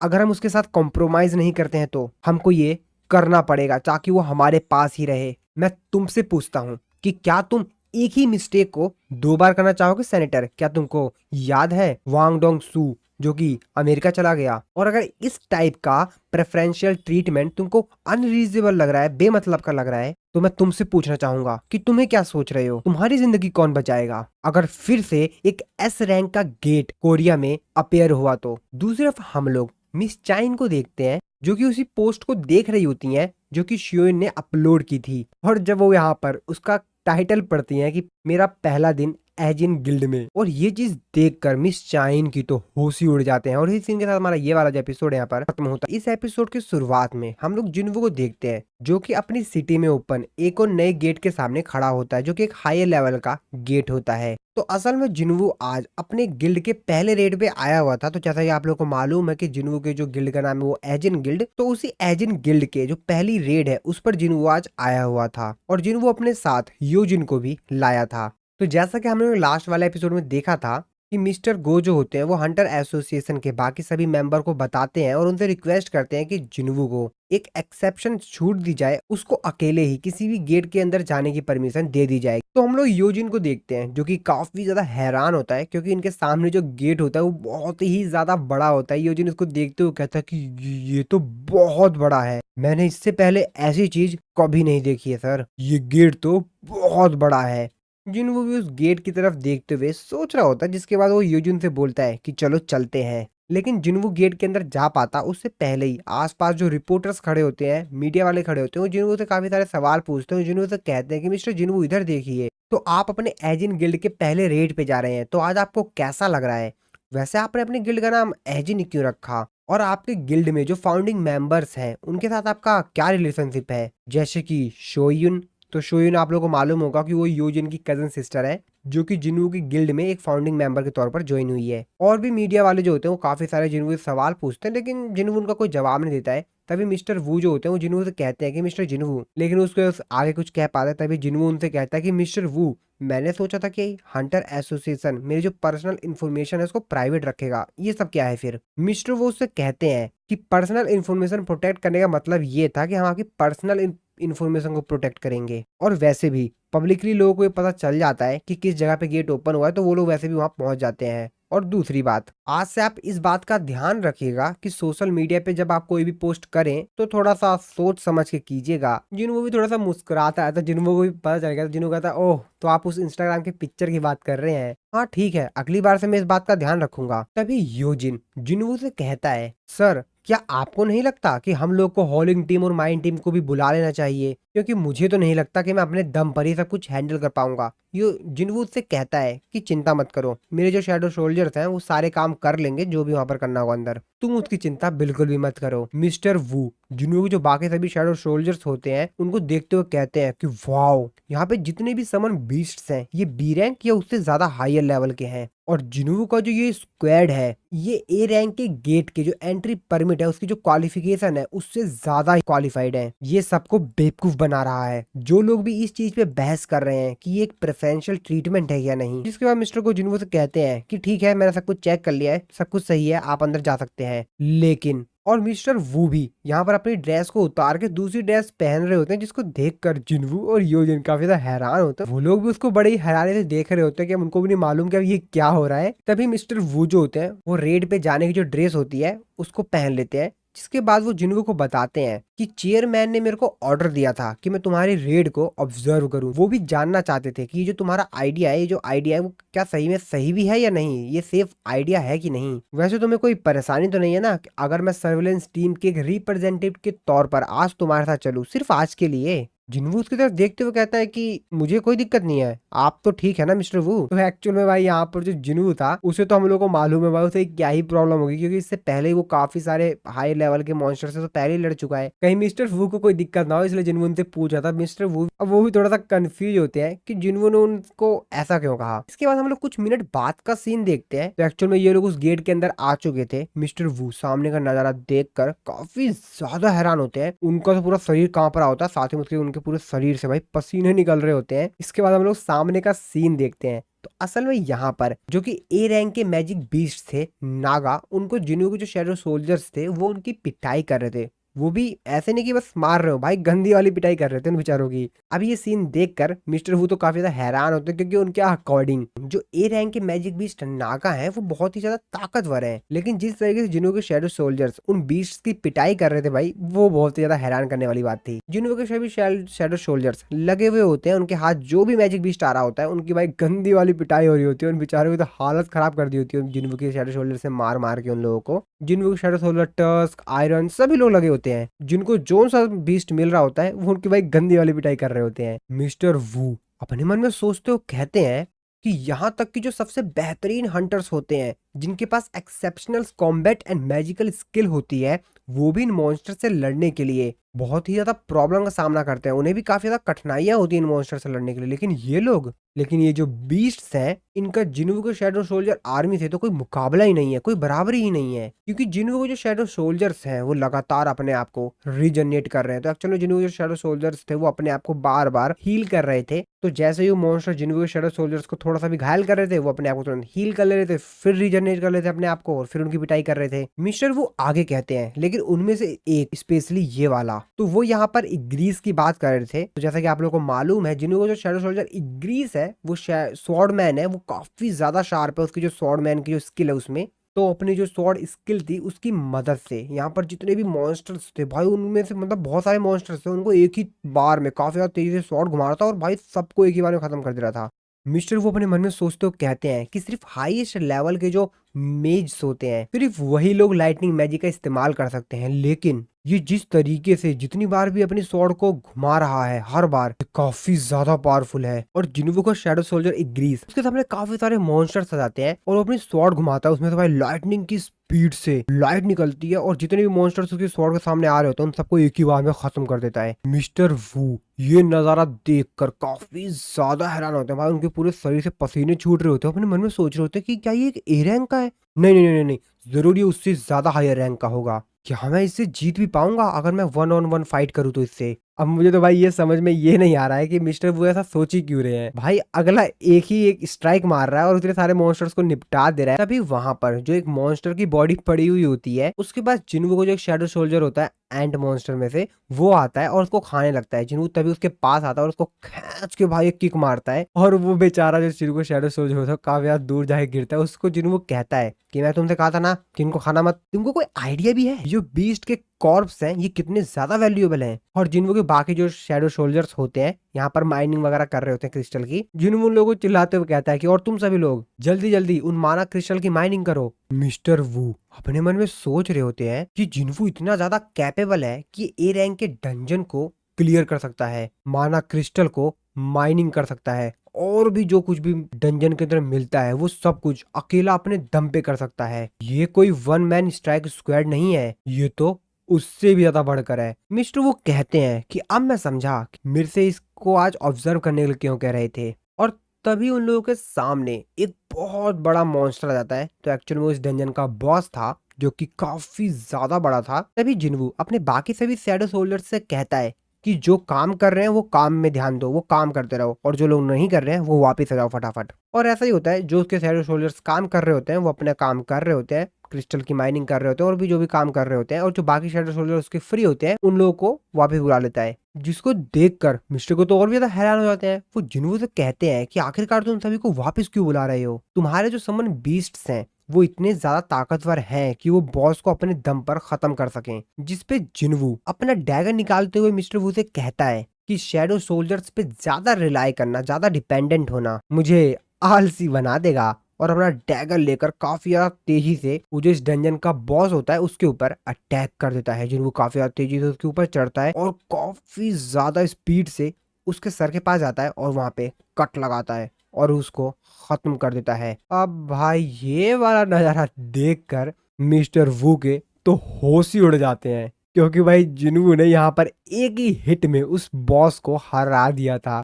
जिन्वू को सिस्टम भी जिन्वू को बताता है कि तुमने इस डंजन के बॉस को हरा दिया है, तुम्हारा लेवल अप हुआ है। तो जिन्वू एक्चुअल में अभी यहाँ पर 101 लेवल पे पहुंच गया था। साथ ही में जिन्वू की जो जॉब स्पेसिफिक स्किल्स थी वो भी लेवल अप हो गई थी, जिसको सुनकर जिन्वू कहता है वाओ ये तो बढ़िया है। तो एक्चुअल में जिन्वू की जितनी भी यहाँ पर जॉब स्पेसिफिक स्किल्स थी, जैसे कि shadow extraction, shadow preservation, monarchs domain, shadow exchange, ये सभी लेवल अप हो गई थी। जिन्वू अपने मन में सोचते हो कहता है कि मेरे को तो विश्वास ही नहीं हो रहा है, मेरी जो जॉब स्पेसिफिक स्किल्स हैं वो भी लेवल अप हो गई हैं। साथ ही में मेरी जो शैडो एक्सचेंज स्किल का जो कूल डाउन टाइम है वो भी 1 घंटे से कम हो गया है। तो जैसा कि आप लोग को मालूम है कि जिन्वू की जो शैडो एक्सचेंज स्किल थी उसका एक बार इस्तेमाल करने के बाद जिन्वू 3 घंटे बाद दोबारा उसका इस्तेमाल कर सकता है, लेकिन अब जिन्वू 2 घंटे बाद ही इस्तेमाल कर सकता है। तो 1 घंटा उसमें कम हो गया है और जैसे-जैसे जिन्वू लेवल अप करता जाएगा, वो घंटे भी कम होते जाएँगे, यानी कि जिन्वू और भी जल्दी अपने शैडो स्किल का दोबारा से इस्तेमाल कर पाएगा। और जिन्वू की जितनी भी यहाँ पर जॉब स्पेसिफिक स्किल्स थी, वो सभी की सभी लेवल 2 पे चली गई थी अब। जिन्वू भी अपने मन में सोच रहा होता है कि भाई ये तो मजा आ गया मेरे को। मिस्टर वू बेचारे जो डंजन का बॉस होता है, उसके पास जाते हैं, उसकी बॉडी के पास, और उसकी बॉडी को देखते हुए कहते हैं नागाज की जो खाल होती है वो बहुत ही ज्यादा टफ होती है और उनको शील्ड्स और आर्मर से भी जल्दी उनको डिस्ट्रॉय नहीं किया सकता है। लेकिन भाई इसने तो सिर्फ 2 टैगर का अटैक किया उसके ऊपर और उसको चीर दिया। तभी वो साइड में देखता है तो उसकी आंखें और भी ज्यादा खुल जाती हैं, क्योंकि एक्चुअल में भाई जिन्वू ने यहाँ पर जो डंजन के बॉस को भी हराया था उसके पास जाता है और उसको हराइस बोलता है, जिसकी वजह से उसके अंदर मूवमेंट होने लग जाती है। तो हम लोगों को तो मालूम ही है कि अब जिन्वू इसकी जो शेडोज है उसको अपनी शैडो आर्मी में ऐड करना चाहेगा और फिर ऐसा ही होता है। तो जो इस डंजन का बॉस होता है वो जिन्वू के शैडो सोल्जर में कन्वर्ट हो जाता है। जिन्वू उसको देखते हुए कहता है कि इसकी जो रैंक है वो टस्क जितनी ही है, लेकिन जो इसका लेवल है वो 13 है। मेरे हिसाब से वैसे ये ज्यादा ताकतवर था जब ये जिंदा था, अब उतना ज्यादा ताकतवर नहीं होगा, लेकिन ये थोड़ा सा छोटा नहीं है, क्योंकि आमतौर पर जब मैं किसी भी चीज की शेडो एक्सट्रैक्ट करता हूँ तो वो उसी साइज में होता है जिसमें वो मरा होता है। शायद ये मैजिक का इस्तेमाल करके बड़ा हुआ हो और ये इसकी नॉर्मल फॉर्म हो।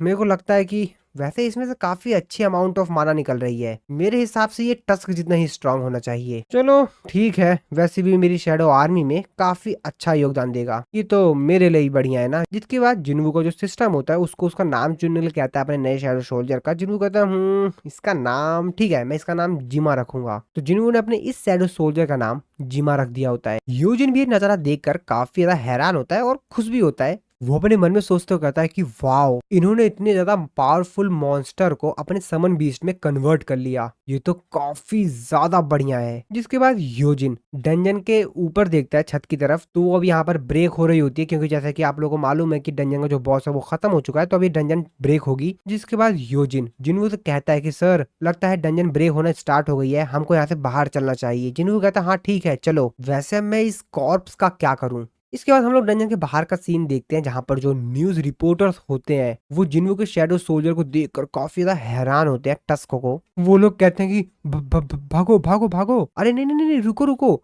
ये तो जिन्वू का समन बीस्ट है। और फिर वो लोग फटाफट उसकी फोटो खींचने लग जाते हैं और कहते हैं कि इसका मतलब ये है कि इसने ए रैंक के गेट को क्लियर कर दिया है। और फिर फटाफट सभी लोग उसकी फोटो खींचने लग जाते हैं। जिन्वू को जो शैडो होता है टस्क होता है वो भी भाई काफी ज्यादा खुश होता है। योजिन जिन्वू से कहता है कि सर, मुझे लगता है कि उस तरफ और भी रिपोर्टर्स हैं। जिन्वू कहता है हाँ सही कहा, ऐसा लगता है कि सभी लोग तुम्हारी जो पहली रेड है उसमें काफी ज्यादा इंटरेस्टेड है। ये तो थोड़ा सा ज्यादा हो गया। इसके बाद हम लोग मिस्टर वू को देखते हैं, जो कि सारी कहानी यहाँ पर मिस्टर गो को बता रहे होते हैं और वो कह रहे होते हैं कि सर हाँ ये सब हुआ। मिस्टर गो भी कहते हैं हो अच्छा ये सब हुआ है। मिस्टर गो कहते हैं कि वैसे तुमने काफी सारी अलग अलग रेड्स को देखा होगा इन काफी सालों में मिस्टर वू, तो मैं समझ गया हूँ तुम्हारी रिपोर्ट सुनने के बाद कि आखिरकार तुम इतने ज्यादा आश्चर्य में क्यों हो।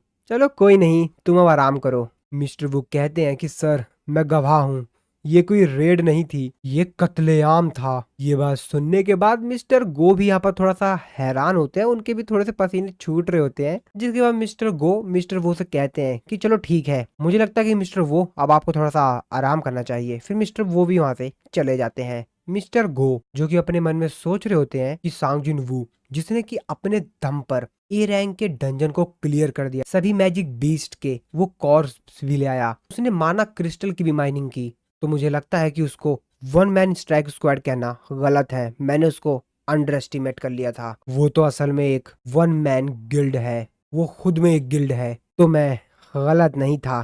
कोरिया का हंटर नहीं नहीं नहीं नहीं, पूरी दुनिया के लोग उसे देखना चाहेंगे। इसके बाद दूसरी तरफ हम लोग जापान शिनजुको टोक्यो में बहुत बड़ा सा एक गेट देखते हैं, जिसको देख के सभी लोग काफी ज्यादा हैरान होते हैं। वो लोग कहते हैं कि ये क्या है अब। ओ माय गॉड, सभी लोग उस गेट को देख के काफी ज्यादा हैरान होते हैं, क्योंकि ये गेट काफी ज्यादा बड़ा था। और इसी सीन के साथ हमारा ये वाला जो एपिसोड है यहाँ पर खत्म हो जाता है। तो आशा है आप लोग को वीडियो अच्छी लगी होगी। वीडियो अच्छी लगी तो वीडियो को लाइक कर दीजिएगा। मिलता हूँ मैं आपको अपनी नेक्स्ट वीडियो में।